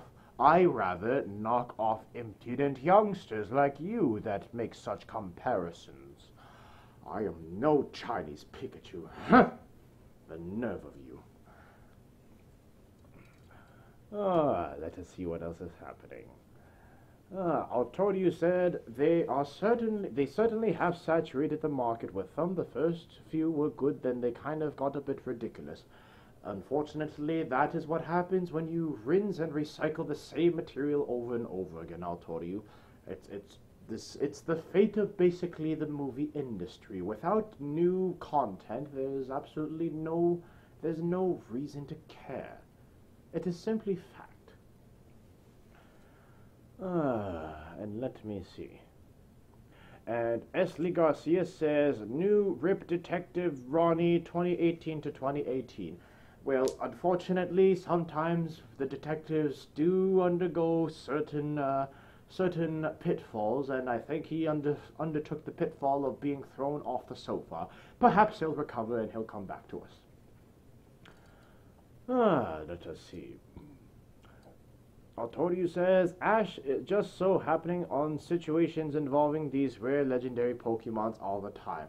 Well, if you're talking again about Pokemon, then yes, you are correct. Ash is essentially like the Pokemon Dora the Explorer. He just happens to find all these legendary Pokemon, and suddenly they all become friends, and the end. That is all that happens. And Uncle Kage says, not paying attention to that. What? You're not paying attention to the fact that if the Eurofern's crowd raises enough money, I will put on a pair of lederhosen? Are you sure you're not paying attention to that? I know that not just yourself, but I know that Boozy Badger would be paying attention to that fact. I think I've got their attention now. I shall wait a couple of moments just to see their little chat lines pop up and say, oh yes, I was most definitely paying attention to that part. Yes, please make that happen. I should be careful about saying such things, though, because knowing your friends and their staff, they will make that happen. And, well, I don't think there is a pair of lederhosen that can fit a rather large celestial dragon, but we'll have to see what happens. And Yoshiko says, Noodle Chew. You know, that's not a bad brand. That's not a bad brand name whatsoever for instant noodles. I shall have to look that up. If Noodle Chew is a thing. And if not, then perhaps I'll have to trademark Noodle Chew as well. I'm coming up with all of these brand ideas for this for all of my enterprises. Oh, this is good stream indeed. I'm coming up with all these names. First we had rice tea instead of iced tea, and now we have Noodle Chews. I'm thinking that I'm onto something right now. Perhaps Tien Long Enterprises will be selling rice teas and Noodle Chews soon. And let me see. More like tea than tea, says Kumbeso. More like tea than tea. Yes, I concur, agree. More like tea than tea. Anyhow, moving right along. Valerian Thornson says maybe have to customize them, maybe. Well, I don't know if I can customize my products as such. We'll have to see how, talking about the markets now, we'll have to see how the markets respond to a Celestial Dragon's creations of rice tea and Noodle Chews. And Esli Garcia says, plot twist. Detective Ronnie faked his death to catch the elusive Uncle Kage. Ooh, well, that could actually be a plot point. I mean, this is a turning point where, you realize that Detective Ronnie isn't as incompetent as he seems, and sort of like the Batman and the Dark Knight, how, Detective Gordon fakes his own death in order to catch the Joker, which, well, it could be very much like that scene. We'll have to take that into consideration. Well, let us see what we have in terms of our time. Currently, we have 2:31 right now in terms of our time, which, well, again, I did say that once I finish this glass of rice tea, that I would begin the drawings, but at the same time, all right, well, perhaps I should hurry up with this glass of tea.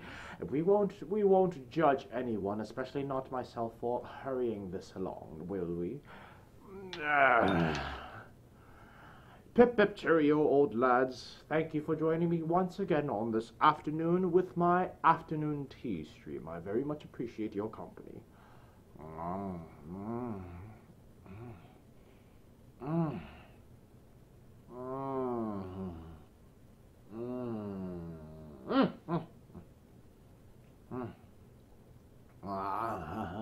Oh my, that is quite good indeed.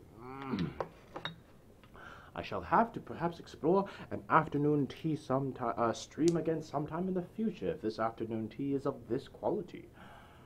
And Tech Tony says, You should post more often, Tien. Well, if I should post more often, perhaps I shall have to have some more support posting more often, and support, of course, in the form of perhaps more guests on the stream. More guests would be appropriate, I would think. What if you would all have the Boozy Badger on my stream? Would you think the Boozy Badger would be an appropriate guest on my stream, ladies and gentlemen? The esteemed Boozy Badger? Perhaps I should have the one and only bottomless liver of Alkali Bismuth. What do you think? Alkali Bismuth? Perhaps I should find some other performers as well. I mean, one of the greatest motivations for any creator is being able to excite the crowd with something new, with something unexpected, completely unplanned and unannounced. And perhaps, well, perhaps I have a few ideas of how I can make that happen for the next stream around. Oh, we'll have to see. We'll have to see indeed.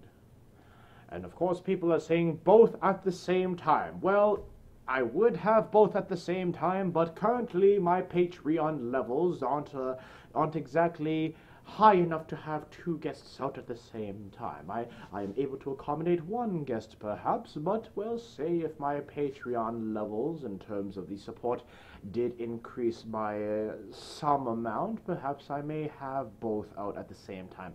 Perhaps we may have something of an extravaganza happen at one point. We could have, say, Uncle Kage and Boozy Badger and Alkali Bismuth and Tien Long all in the same stream. Wait, that's just an Alcoholics Anonymous meeting. In that case, we'll call it Alcoholics Anonymous stream. There we are. We'll call it the AA stream. I think that's a plan that we shall go forward with in 2019. We shall plan for an Alcoholic Anonymous stream with Boozy Badger, Alkali Bismuth, Uncle Kage, and myself. We are most definitely going to regret it when we actually do it. I will tell you that right now. That is something that we have been talking about, but I don't think any of us have really thought about the gravity of such a stream. You know, the sort of effects that we may have upon each other and the hangover the following morning as well. Let me see. And Jerwin Dragon says you used to cheer to say crumpets. You used to cheer to say crumpets. Yes, I concur and agree. Crumpets it is. Crumpets, thank you very much, Winddragon. Alright, how much do I have in my tea glass? Let's see. Not too much left indeed, which means that, well, once I finish this, we can proceed with the drawing ideas for this month's patrons. And again, I would like to extend my humble and warm thanks to all of those out there that are patrons and feel that the Celestial Dragon's efforts are worth your support. And with that support, well, perhaps that means that we can have more guests out in the future, such as all the names that were aforementioned and perhaps others as well. So again, if you are a patron of this dragon, my humble thanks to you. Pip pip cheerio, old lads.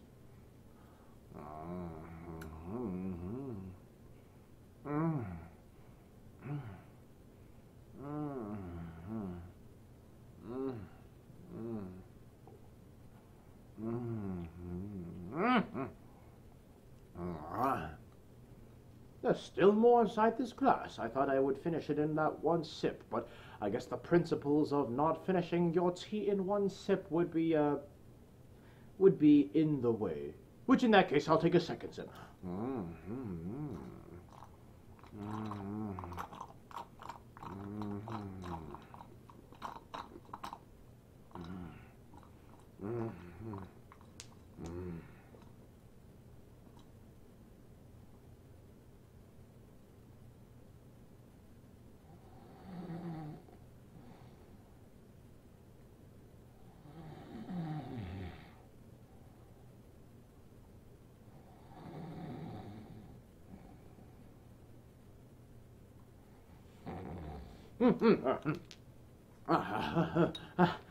Afternoon tea does sort of interfere with afternoon nap, I hate to say. Well, I think my internal clock kicked in there. It wanted to go into snooze mode. Do forgive me, ladies and gentlemen, but as I have promised, I have finished my current cup of tea, and therefore we shall move on to the Grumpystream. Again, for all those unfamiliar out there, in my Grumpystream, for those patrons that donate a certain level or more, they are eligible for a very, very terrible piece of drawing and artwork. I absolutely do not know why they think that this is worth their money, but they think it is, so I shall not complain and I shall simply draw for them. So for those of you out there that are supporting at the level of drawing or more, I do humbly thank you for your contributions. Without further ado, we shall take one moment as I quickly switch to what I call the drawing camera, what both Kage and I call the drawing camera, and we shall begin the drawings. Wherever I can find the mouse just now. Oh, there it is. Alright, let's see if we can make this happen. I cannot see what is happening right now. There we are. Alright, you should still be able to hear me at this point. We have the drawing camera now live. You can see my hand is right there. Hello, yes, that is me.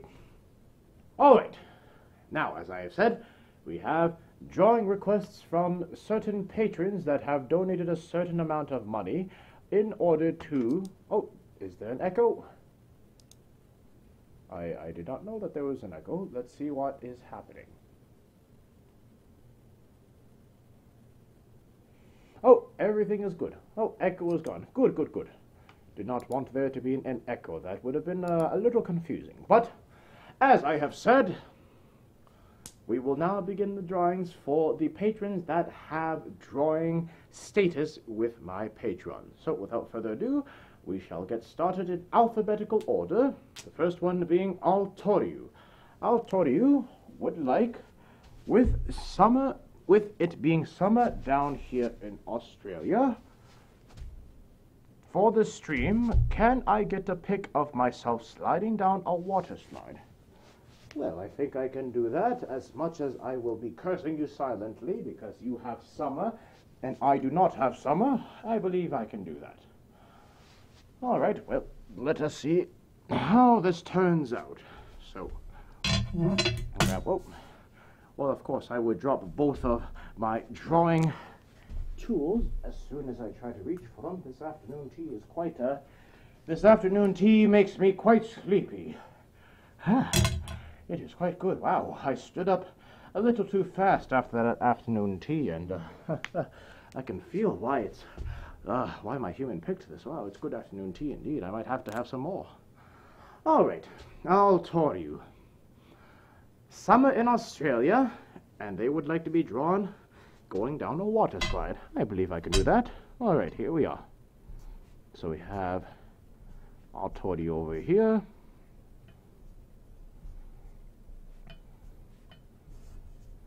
Our torty has horns, of course, as a dragon does, and he's also got ear fins. There we are. And our torty has a big smile on his face, and he's got noodles, of course. And we'll give him the bow anatomy, because bows like to slide down things. There we are. And our tortoise tail is probably sort of in front of him as such. There we are. And our tortoise is going down a water slide, as he says. There we go. Very nice water slide.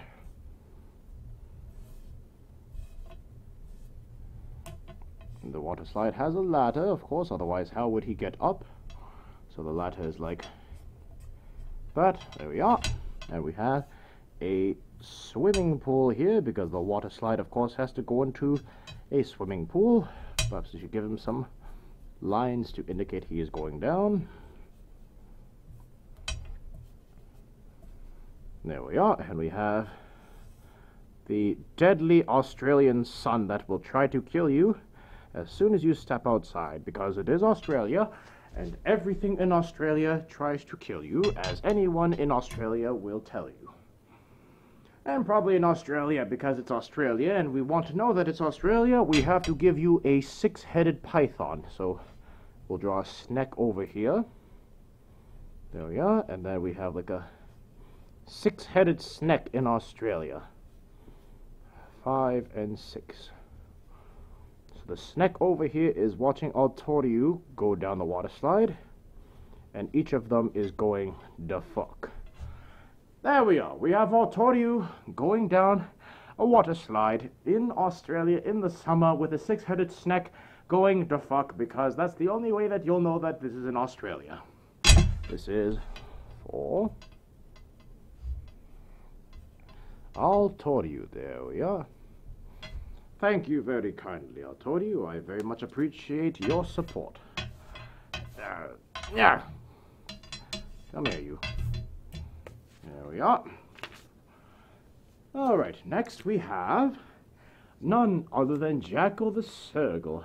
Jackal the Circle would like me to draw a sad circle because all the snow we're getting already now. Alright, well, I certainly empathize with you, Jackal. After all, I am in Canada, and Canada has been basically beaten back into Canadian weather mode by whatever Long is running the weather now up in the heavens.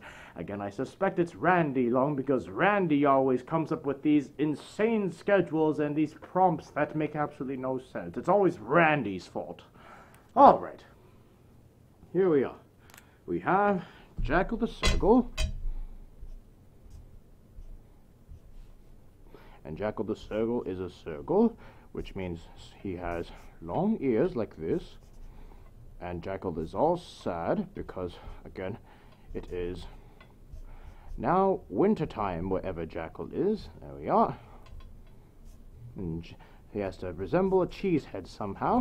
See, there's a block of cheese somewhere sitting in that head right there. And Jackal is all sad. He's a sad bow, unfortunately. Look at how sad that bow is. There we are. And Jackal is all sad because Jackal is looking out the window over here. And there's a snowman over here, which means that it is winter.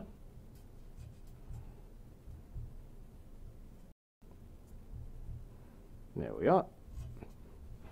And there's snow falling everywhere outside, because again it's winter. There we are. And Jackal is staying indoors. Perhaps we should have, like, you know, nice comfy sofa or something over here.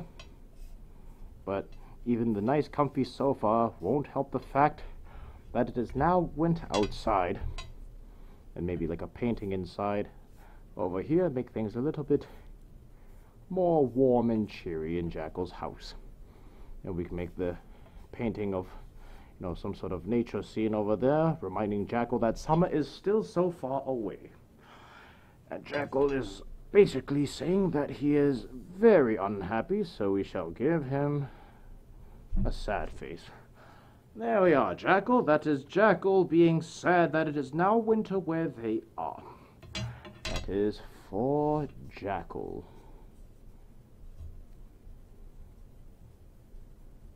There we are, Jackal. Thank you very kindly. Shall leave that over around this way. Next up, we have Silent Dawn. Hello, Silent Dawn. Silent Dawn, of course, being the helicopter crashing kitty that is resident to North Carolina, in particular in the eastern part of western part of North Carolina, I should say. And Silent Dawn, speaking of North Carolina, is back in North Carolina. Well, congratulations, Silent Dawn. I'm glad to see that you are back. It seemed like only yesterday that you were still stuck in Alaska crashing helicopters there. But Silent Dawn would like draw an octopus. Wait, what? Wait, hold on. Hold on. What? One moment. I have to read. One moment. I have to read this properly. I'm back home in NC exclamation exclamation. So drawn an octopus in celebration of my return. Okay,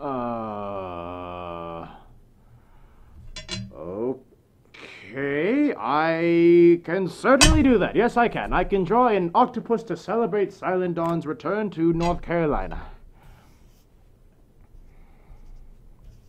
There we are. We got 1, 2, 3, 4, 5, 6, 7, and 8. And the octopus is saying, why you ask for me? Question mark, question mark, question mark, question mark. There we go. This is for Silent Dawn. Thank you very much for that very weird request, Silent Dawn. That is your welcome back to North Carolina gift. I am very happy that you have returned in one piece after not crashing nor octopuses nor octopi in Alaska. Anyhow, moving right along. We have, next up, we have quite a few people that actually did not submit their requests on time. I'm very, very sad to see that, but again, perhaps it is the difference in the stream time this time around. But we do have our next request. We have Volt Ashcore. All right, hello, Volt. Volt Ashcore would like a drawing of Volt and Tien sharing a drink, but Volt is in the warmer weather of Australia, while Tien is in the colder weather of Canada, snowing, just to show how much of a contrast there is. Okay, well, I suppose we can do that, much to my demise and all that. Alright, let's see what we can do in that case. We have, again, we have myself, so there we are.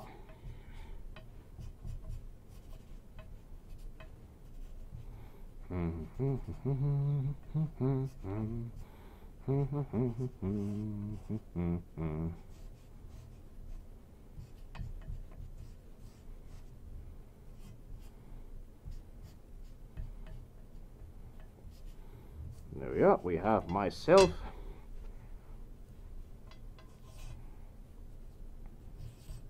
And I've got my afternoon tea glass, which is, of course, well, we'll make it a hot tea this time. And then we shall have Altori over here, or Volt Ashcore. And Volt Ashcore is very happy to be where he is right now, because, again, Volt is very warm.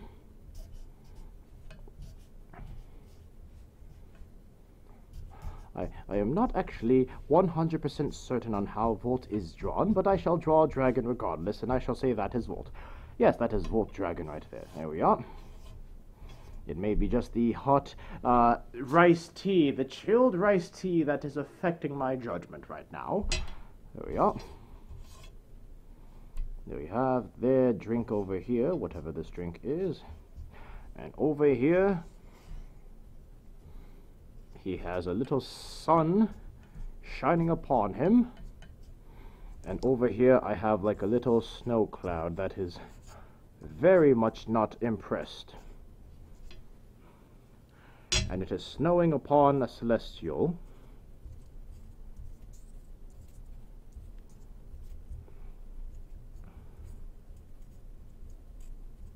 There we are. We have Volt Ashcore and myself sharing a drink with basically a very stark contrast as to where he is. Perhaps I should put like a tiny palm tree over here. There we are. And over here, again, another snowman. This is an alkali bismuth snowman. There we are. Alright. That is for Volt Ashcore. So we shall put 4 Volt. There we are. Thank you very kindly, Volt. I wish I had your weather where I am right this moment. All right. Next up, we have Varius Marshall. Hello, Varius. Varius Marshall would like for their drawing this month, Tien showing how thankful he is when his patrons give him money for doing these streams. Well, I believe I can show that appreciation very, very much. Here we are. There's your appreciation. And then you have Tien Long. That's not a butt nose. There we are.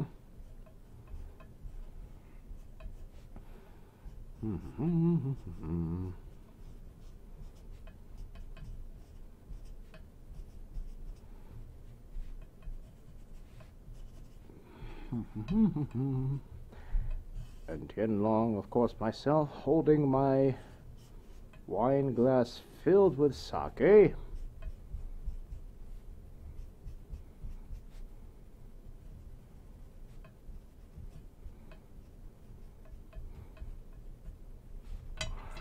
There we are, and thank you, patrons. There we are. That is my thank you, patrons, to every single one of you out there that feels that this celestial dragon is somehow worth your time and your money. And as much as I try to do so, I cannot thank you enough because, well, I am but a humble celestial, old-aged, and irritable. And whatever I can do to put a smile on your face, that is good enough for me. There we are. And then perhaps we should have, some more hearts to make it all heart-like and all gooey and mushy, and perhaps like a sake bottle over here, because that is what I usually get with the patron money that I am able to earn. There we are, more bottles over here. Yes, bottles for the patrons and all that. And this is for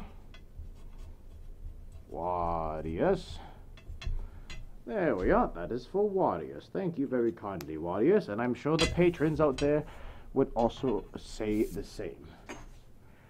Alright, last but not least for this month's Grumpystream, we have Yakisoba. Yakisoba would like me to draw, offering you a nice hot cup of tea. Your reaction to it, taking, refusing, ignoring, throwing it away, is up to you. Well, Yakisoba, I would never do any of those other things that you mentioned, considering that you are offering me a cup of rice tea, I would assume. A cup of rice tea, the same which I am having now, the same which I crave, and I shall be refilling once I finish this last drawing for this edition. Alright, let's see. Rice tea. Here we are, we have Yakisoba. Yakisoba, of course, is a panda. Yakisoba is a panda with a top knot over here.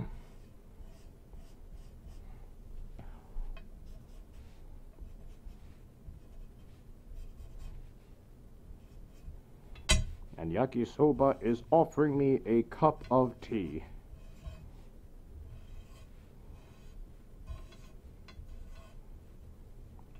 And Yakisoba's got his training clothes on because Yakisoba likes to be decent. He does not like to be, unkept, nor does he like to be disrespectful, so he keeps his clothes on.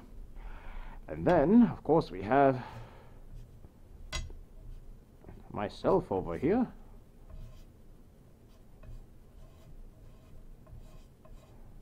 And myself over here, I am saying,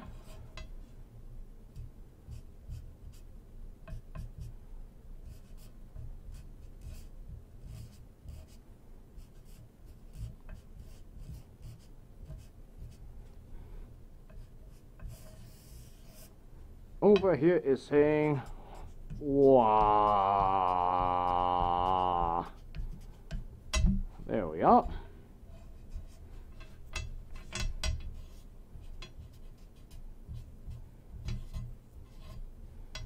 that is myself receiving a gift of some hot tea from Yakisoba.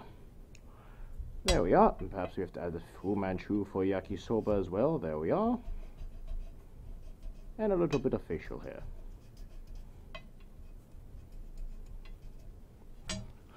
There we are, that is Yakisoba offering myself some hot tea, and of course I go with the regular reaction of wah.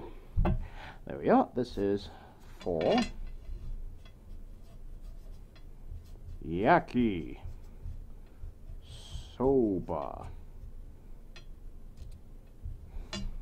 There we are, that is for Yakisoba. Thank you very kindly, Yakisoba, and there were many patrons this time around that did not get their drawing requests in time, which I am very confused about, but regardless, for those of you that are patrons and would like a drawing next time, well, please make sure that you upgrade your patron level to the appropriate amount, and for those that are not patrons yet, I would very much appreciate it if you considered supporting a Celestial Dragon, especially because it means I may be able to get some guests in as well. Alright, let us switch now back to the main camera. Shall quickly navigate so I can do that.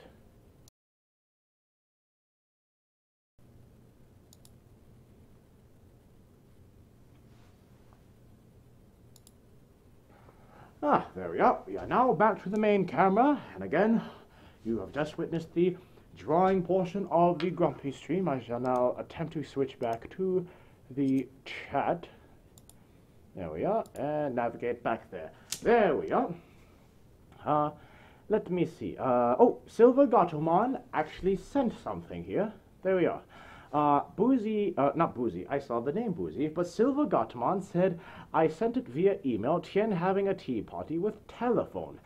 Silver Gatomon, I very rarely look at my emails. You'll have to send it through Patron next time, but nevertheless, Silver Gatomon, you've been a long-time supporter, and it would be very wrong of me to ignore the request. So, for all of you out there, do bear with me, for I shall finish one more drawing, especially since this is for Silver Gatomon, a long-time supporter. So we shall go back to the drawing camera. Be right back.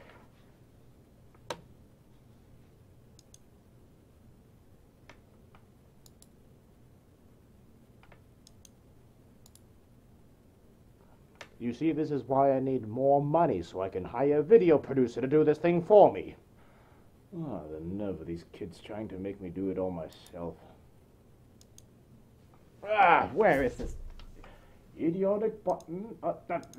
No, I don't want to update. No, the silly thing wants to update, and then it wants to do this, then it wants to do that.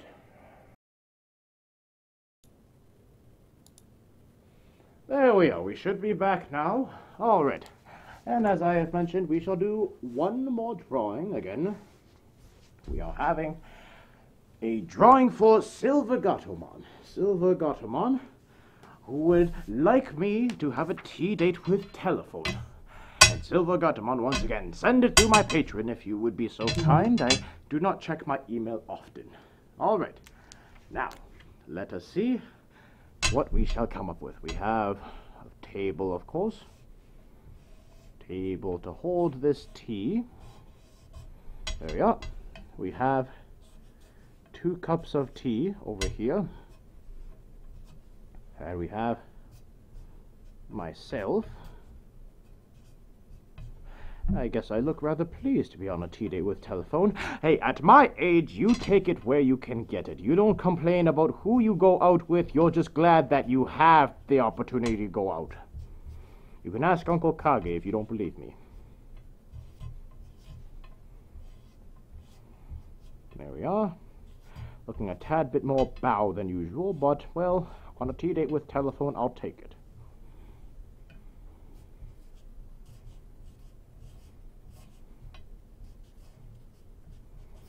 There we are.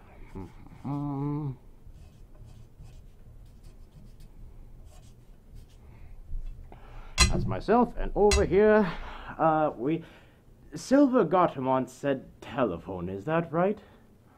Well, I'm not 100% familiar on how to draw a telephone, so we'll do our best. Alright, here we are. So we have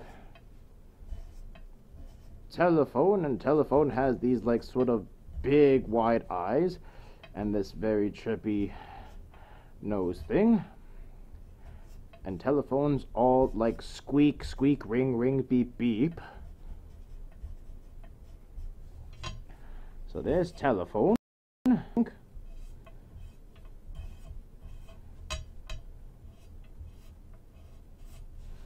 And telephone is all like ring, ring.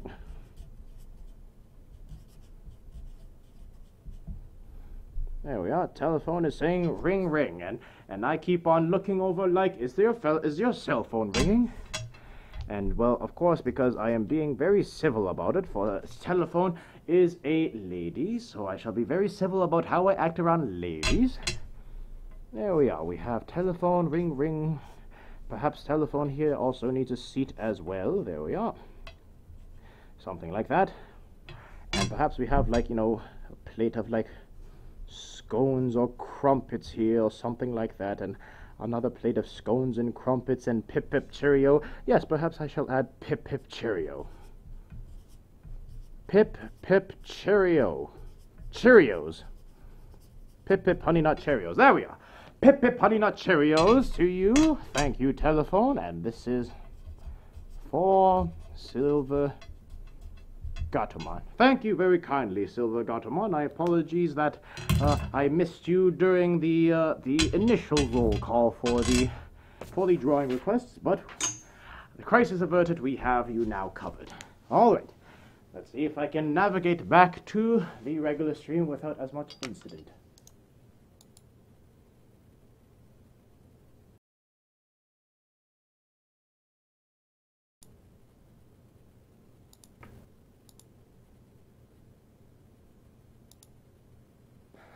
There we are. We are now back to our regularly scheduled programming, except for the fact that apparently Uncle Kage and Boozy Barrister, who I did not know was still here, were apparently talking.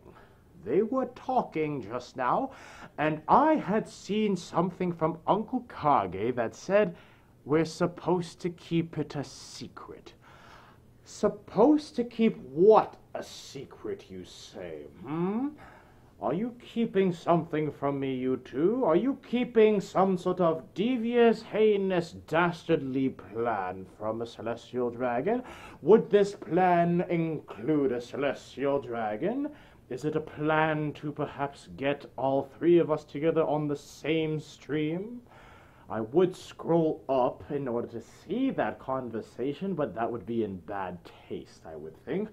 And I would like to give you two the chance to come off with a clean slate before I dirty my paws with your skulls.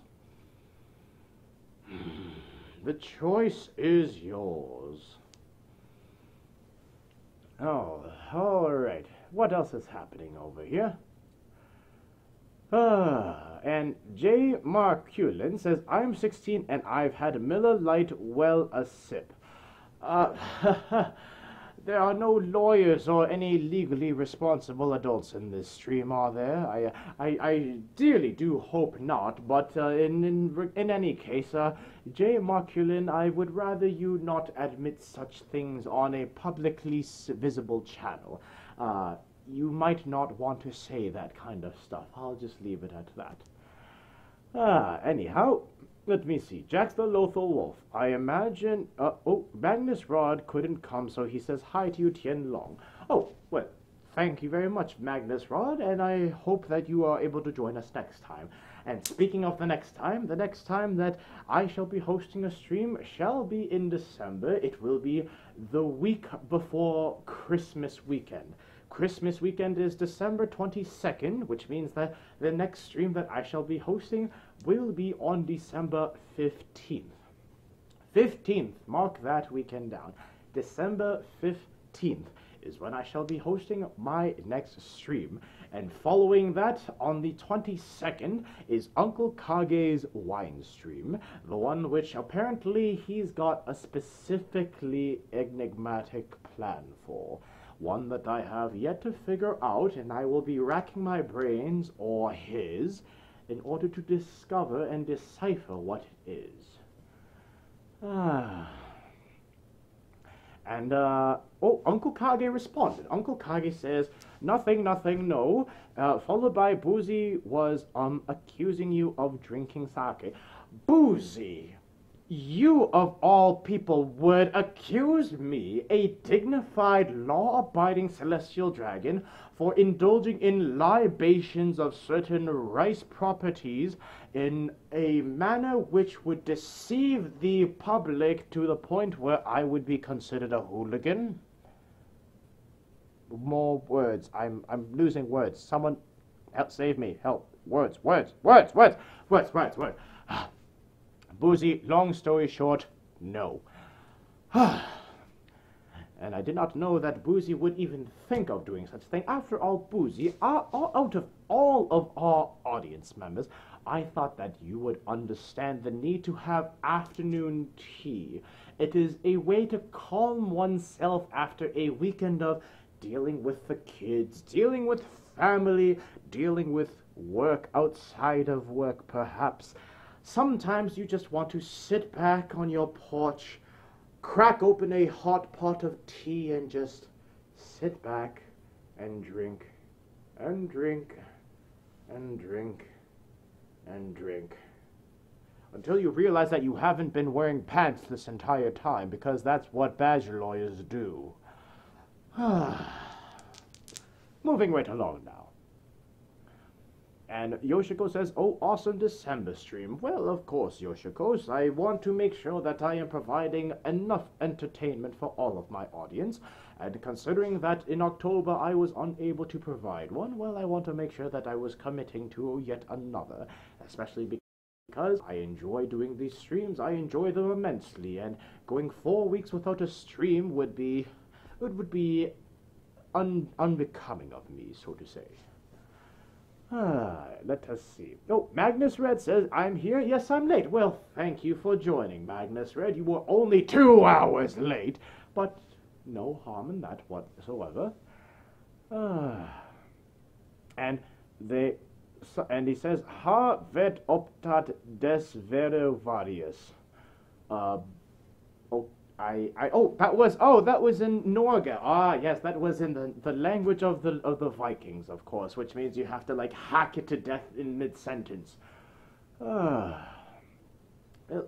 let us see. Speaking of things in the future to come, which I shall be appearing at. For one, I know I shall be appearing in California. For the very first time, I shall be in California at the start of the new year. In 2019, I shall be making a trip to California for approximately 9 or 10 days. And you shall be able to find me in both Southern California, if you are near those parts, or you will find me at Further Confusion in the northern parts of California. That is the weekend of January 17th to the 21st. I shall be there. And I hope that if you are on the West Coast and if you are headed to that convention, that I shall be able to make your acquaintance.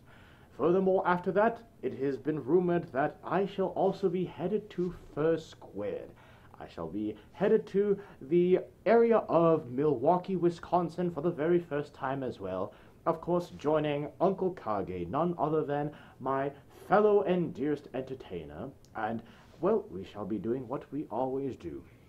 And afterwards, we have the usual schedule of Vernal Equinox. Afterwards, in March, we have Motor City FurCon, we have Anthrocon, and hopefully, we have Euroferns as well. But in terms of the most recent things that you shall see me at, you will see me at Further Confusion next January, and you'll see me at First Squared in February. Oh, yes. Speaking of the tea earlier, I seem to have a little bit more in my teapot, and perhaps I'll have to refill my teapot with rice tea, which perhaps means I'll have to go and brew some more hot water, if you know what I mean. Well, not hot water, I'll have to get some more chilled water for my rice tea, but I shall finish off what is in my pot first of all. Get over here, you. Oh, my. Get over here. Gimme. Oh, was I making those sounds? I apologize. That was not supposed to happen.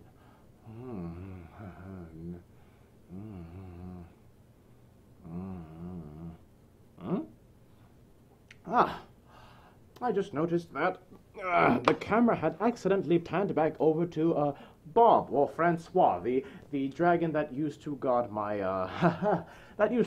cellars. He's on vacation leave right now, so I shall turn the camera back over here if possible. Yes, that is much better over here. There we are.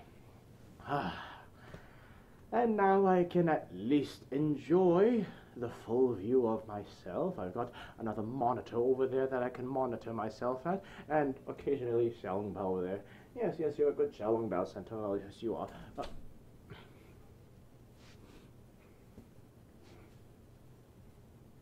Did Xiao Long Bao just fall off? Did you just fall off? Yes, you did. All right, well, he fell off. So much for that. I knew I should have hired professional dragons. Anyhow, I think at this point the tea stream is not exactly going to be too much longer, just because, well, the teapot is almost empty, and as tempted as I am to brew some more rice tea, this rice tea is already putting me to sleep. You know how old dragons are. You know, we need our afternoon naps and our afternoon teas and all that stuff. Oh, goodness. Anyhow, yes, Xiao Long Bao fell off. Yes, well, we'll pick him back up later once he's sobered up. Let me see. Big Brother says, save Xiao Long Bao. Well, I don't know if he needs saving so much as he needs resting, because clearly Xiao Long Bao had somehow taken some of the contents out of my teapot. And what else is happening? Undertaker 666 Dead says, nice dragon, but I did it again, didn't I? I really need to stop turning around like that when things happen. Anyhow, and Silver Gatomon says I think he had too much rice tea. Well, of course, too much rice tea does do things like that to young dragons, of course, which is why that earlier comment I made of, please don't admit that you were underage drinking, that is not exactly something that you should be doing. But yes, for underage dragons and any underage being, having an exceptional amount of rice tea is particularly dangerous. I do not recommend it. I recommend that you bring it to me so I may safely dispose of it for you. And J. Marculin says, do an evil laugh. Well, I can certainly try. I'm not sure how evil it may be, but perhaps I need to give you a certain look before I do.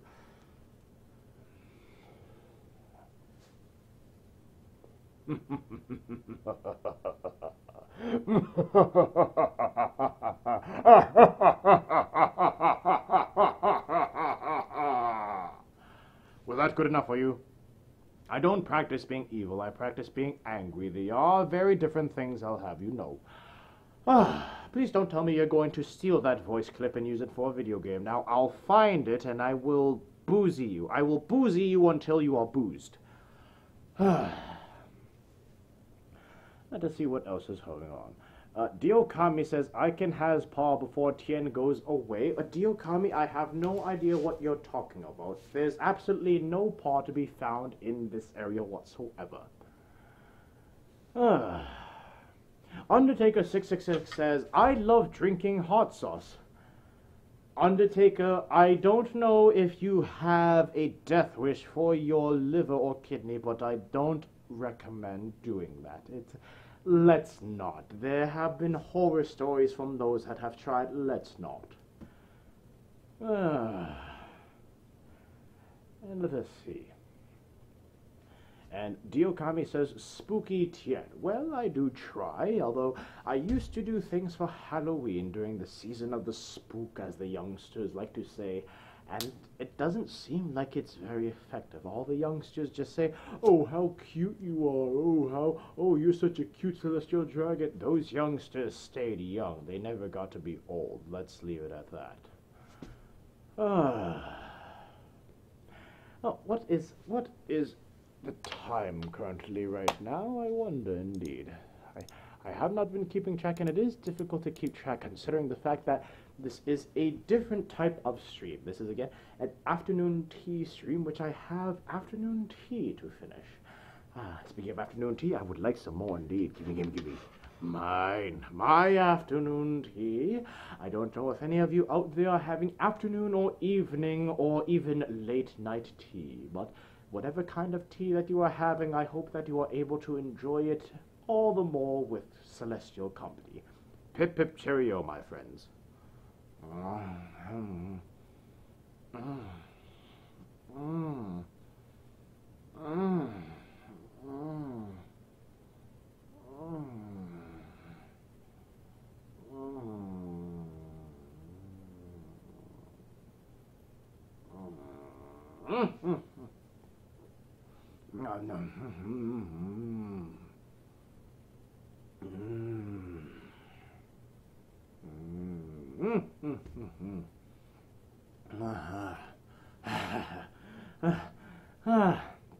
think with every cup that goes down to my throat, all the principles keep on sort of sliding down there with it as well. In other words, the principles don't exactly hold still when you're having this good quality riced tea. What was this quality called again? This was, I think they used a similar system as sake. I remember my human pet, he called this the Taka Tenjin Solo the Sensei Junmai Daiginjo 3-month-old sake. Rice tea. I mean, now that I do think of it, it has quite similar tasting notes to sake. Oh my. Well, I mean, he did say this was rice tea, so I'm inclined to believe him. He said that this was rice tea. I am not saying that this is not rice tea. I am saying that I believe he was saying rice tea. Yes, that and everything I said is true, yes. All right. And Zurin says, I think we're mostly in EST here. Well, Zurin, you'd actually be surprised. There's quite a large viewership of mine that is on the European Standard Time, or whatever standard times they're able to have, but we have quite a large European contingent, such as those that are from Norway, those that are from England, those that are farther and farther apart, in fact, some that are in Germany as well. Uncle Kage says, keep talking dirty. Was I talking dirty just now? Excuse... Wait, how dare you insinuate that I, a celestial dragon as I am, was talking dirty to you, the audience, the camera, the microphone, that I was making lewd gestures at you because I am under the influence of rice tea, and this rice tea is extremely good, and I have absolutely no intention of stopping with this rice tea. This succulent, exquisite, just completely delectable 3-month-old Junmai Daiginjo rice tea.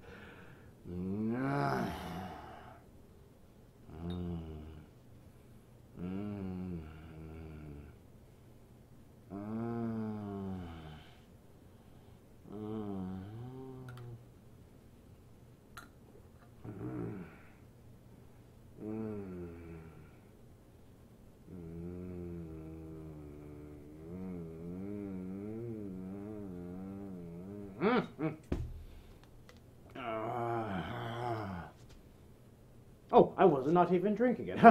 At that point, the pink straw had said, "I've had enough of your nonsense," and I wasn't even drinking it. Oh, well, dearie me.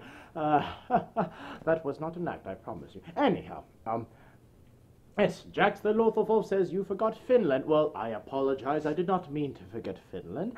We have an international audience from all reaches of the world, including as far as Singapore, where my big brother is. And, well, I don't want to make anyone feel excluded, but again, each and every one of my audience members I cherish with all of my teed up being. Yes, for very, very appropriate, in the moment, contextually only, purposes only, Tien Long, Tien Long. Yes, Tien Long thanks you for being here with him this afternoon to enjoy afternoon tea. And I saw that Uncle Kage had posted something just now. I don't know what it was. Uncle Kage said Daiginjo tea.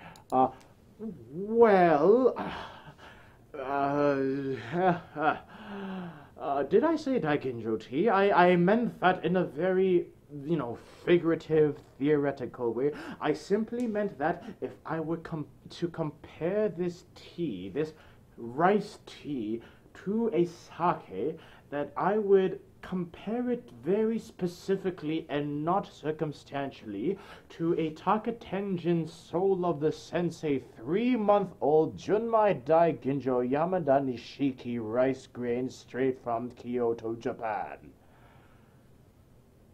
All of you out there, you can imagine Uncle Kage has a boner right now. You're welcome. And Diokami says you're from Portugal. Ah, well, hello Diokami. I did not know that you are from Portugal. Welcome, welcome indeed. And Yoshiko's Raptorida says, how about dip the noodles in tea, then nibble on them? Yoshiko's, if I were to do that, first of all, this would not be on a publicly accessible stream. And second of all, you're not paying me nearly enough to do such things on stream. If you want to know more, we'll talk about that later.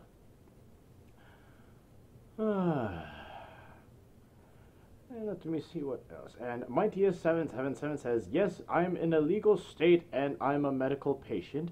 Only use if you're in a legal area, but yes, it works really well. Well, Mightiest, I don't know if you're referring to some sort of controlled substance or another, but I do agree with the same thing as sake, where I am very much in a legalized state of sake, and I have a pretty damn near medical need for sake. And in that case, whenever I go to the liquor store, or when my human pet goes to the liquor store, they cannot deny me when I take all of the fresh Desai 23 bottles off the shelf for medical reasons.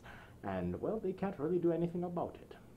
Speaking of which, there was a rather large and newly imported stock of Desai 23 at my local store. Perhaps I should get my human to go there after the stream. We shall see what happens with that. And Razor Dragontail says, I do not need the thought of Kage's boner in my head. It's okay, Razor. It's not in your head, it's in his pants. Moving right along now, let us see.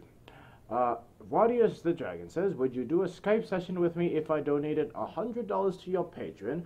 Wadius, I do not know how to use this Skype thing properly, and even then I don't know if I'm able to even entertain for an hour straight on Skype, because as you know, I happen to ramble on and on and on and on, and I don't stop until either you pass out or I do.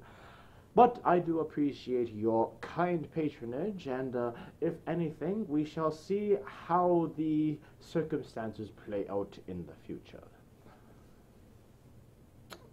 And Altorio says, I wish I could stay around, but I should probably head to sleep. I bid you good day, Tien, and hope I can stay around for the whole time next time. Altorio, I appreciate you making the effort regardless, and I do hope that the next stream, which will probably resume back to normal times, which is, of course, in Australia time it would be early morning, but in the North American time it would be the early evening, late afternoon. I hope that the next time you are able to stay around. I do look forward to it. Let me see. My big brother says, "Ugh," and Dragon Head Desk sat that. What did I miss? Did I miss something that made my big brother head desk? I don't know what happened, but I would rather like to. Oh, wait, no. Uncle Kage just sent an emote. Did I miss something? Did Uncle Kage say something in the chat that he was not supposed to? What did he say now? Uncle Kage, what did you say? He didn't say anything. I guess it was me that said it. Oh, well, sorry, big brother. Sorry, big brother. That was my fault. Let us see what else is happening. And Undertaker 666 Dead says Tien Long passed out could be fun. Well,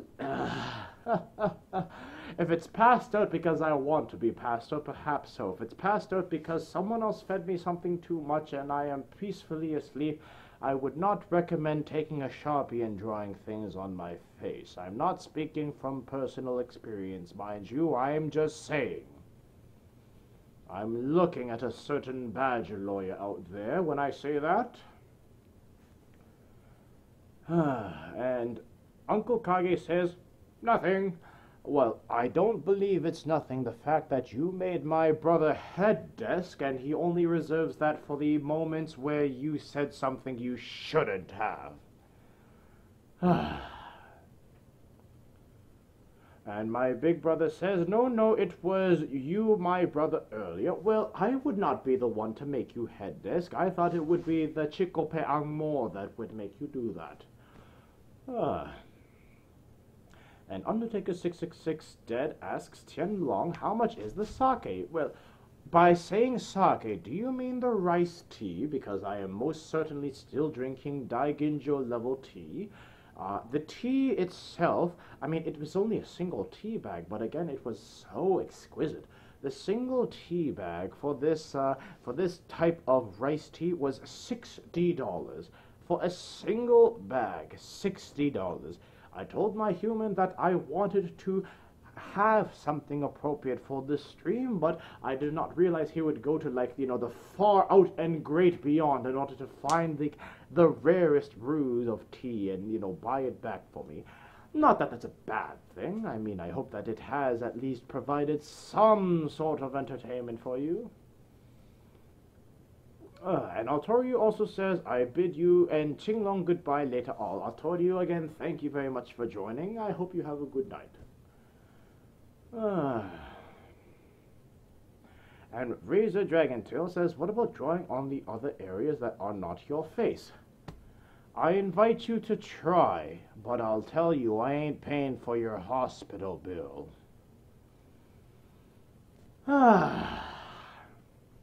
Well, on that particular note, it does seem that we are somewhat coming down to an end, but at the same time I still have a little bit of tea left in my glass, and I think just a tiny bit left in my teapot as well. So perhaps what I'll do is I will pour the rest of the tea into my cup, and once that cup is finished and the teapot is finished, then so shall I be, because I know that for some of you out there it must be rather late, and of course, again, because of the different time slot, not all of you are able to stay up late. But at the same time, as I've said before, I appreciate every single one of you keeping me company out here. Do feel free to ask me more questions, or perhaps try to dig a little more into a dragon's wisdom and insights, as you may. Of course, within reason, but until I see such questions or insights, I shall pour myself a little bit more tea and see how we shall go. Give me that tea. I want that rice tea.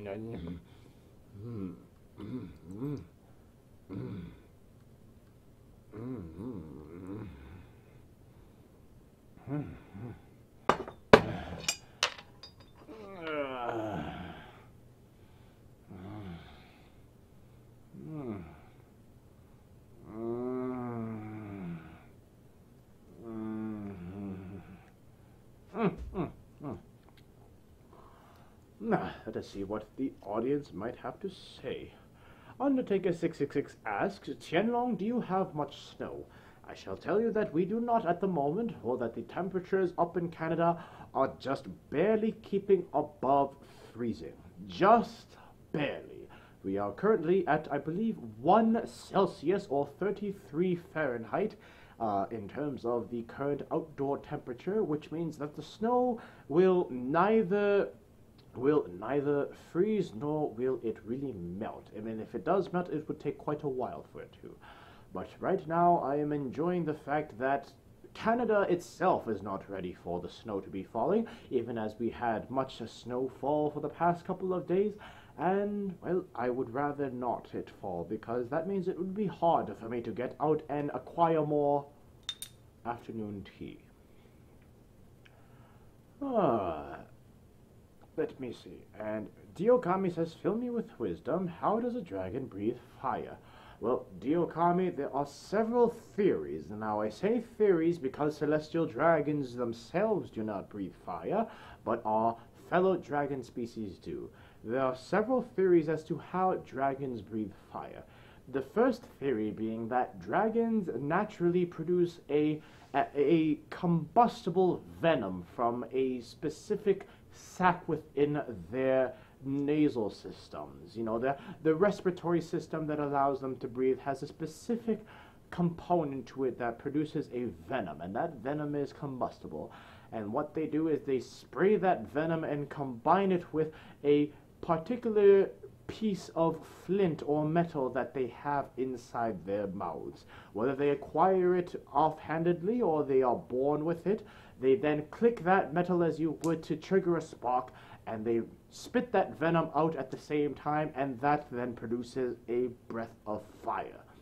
The other explanation that I have heard is that dragons are naturally attuned with the elements that are in the air, and somehow those elements also include particles that are combustible as well. If you've ever heard the theory of spontaneous combustion, which is some relatively far-flung theory, you would know that, well, basically anything at any time could catch on fire. Well, dragons are apparently masters of that theory, and therefore they are able to channel whatever particles are in the air that are able to catch on fire, and with that same piece of metal or flint that they use to click and produce a spark inside their mouth, they then breathe forward and sort of create that whirlwind of fire. Those are the only two theories that I have heard of so far. There perhaps may be more, but being a celestial dragon that does not breathe fire, I like to think of the theory as someone drank a shot that was too hot for them and then tried to put it out with hot sauce, and they spit it out and their fire came spewing forth. That is my theory. And Yoshiko says, I am looking at EF video and you rant about not having wine in your glass, and someone say because you dragging your ass. Wait, what? Wait. I am ranting about not having wine in my glass, and someone say because you dragging your ass.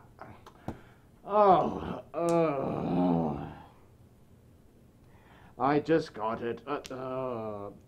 Thanks, Dad. Thanks, Dad. Yes, pip cheerio to you, Dad. Thanks for telling me that I am dragging my ass. I will have a lot of this now in order to make up for that joke.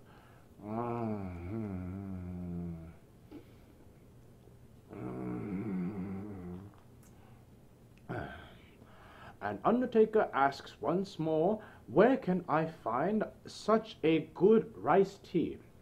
Undertaker, I will have you know that to find such a good rice tea, you must have a good rice connoisseur.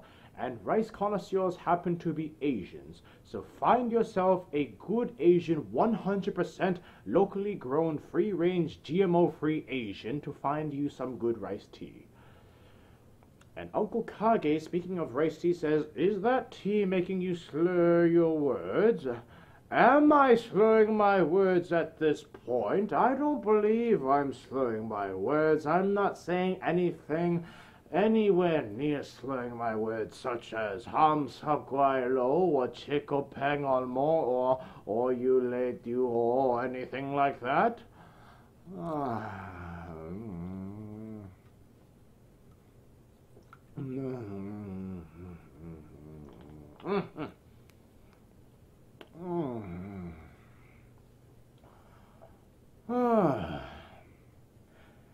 What else is happening over here?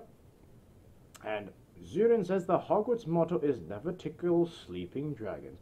What would happen if someone tickled Tien when he passes out? You wouldn't want to find out. You wouldn't. That's all I have to say about that. And Red Eye asks, can the Asian be vegan or no? Well, if we were vegan, we would not be able to possess such a puffed out, immaculately formed chest like a celestial dragon has. And I'm not saying this because the easy cool-down vest underneath here is making my chest look big, whereas I am rather frail, but I'm just saying. Yes, moving right along. And Diokami asks, how big is Tien, I mean in height? Well, Diokami, I do usually extend to, if you pardon the pun, to about 100 feet long. 100 feet long, which is about 10 stories high. Which is why whenever I walk into the cities, I find it rather difficult to navigate within the downtown core because I'm constantly bumping into everything at arm level.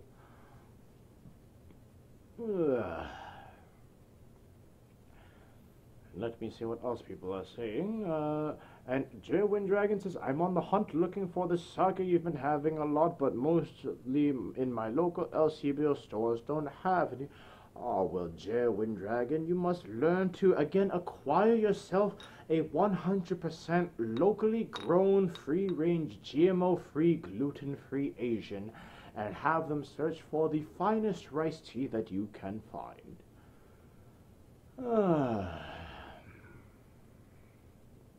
And Zurin says, someone tickle Tien when he sleeps and record it. I would not if I were you.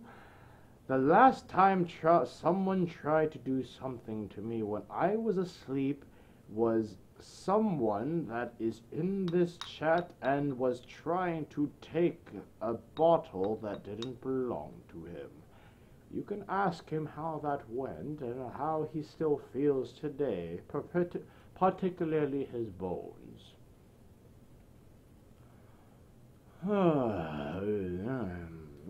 There's not too much left in this cup, so I shall slowly partake in it before we close up the stream for this month.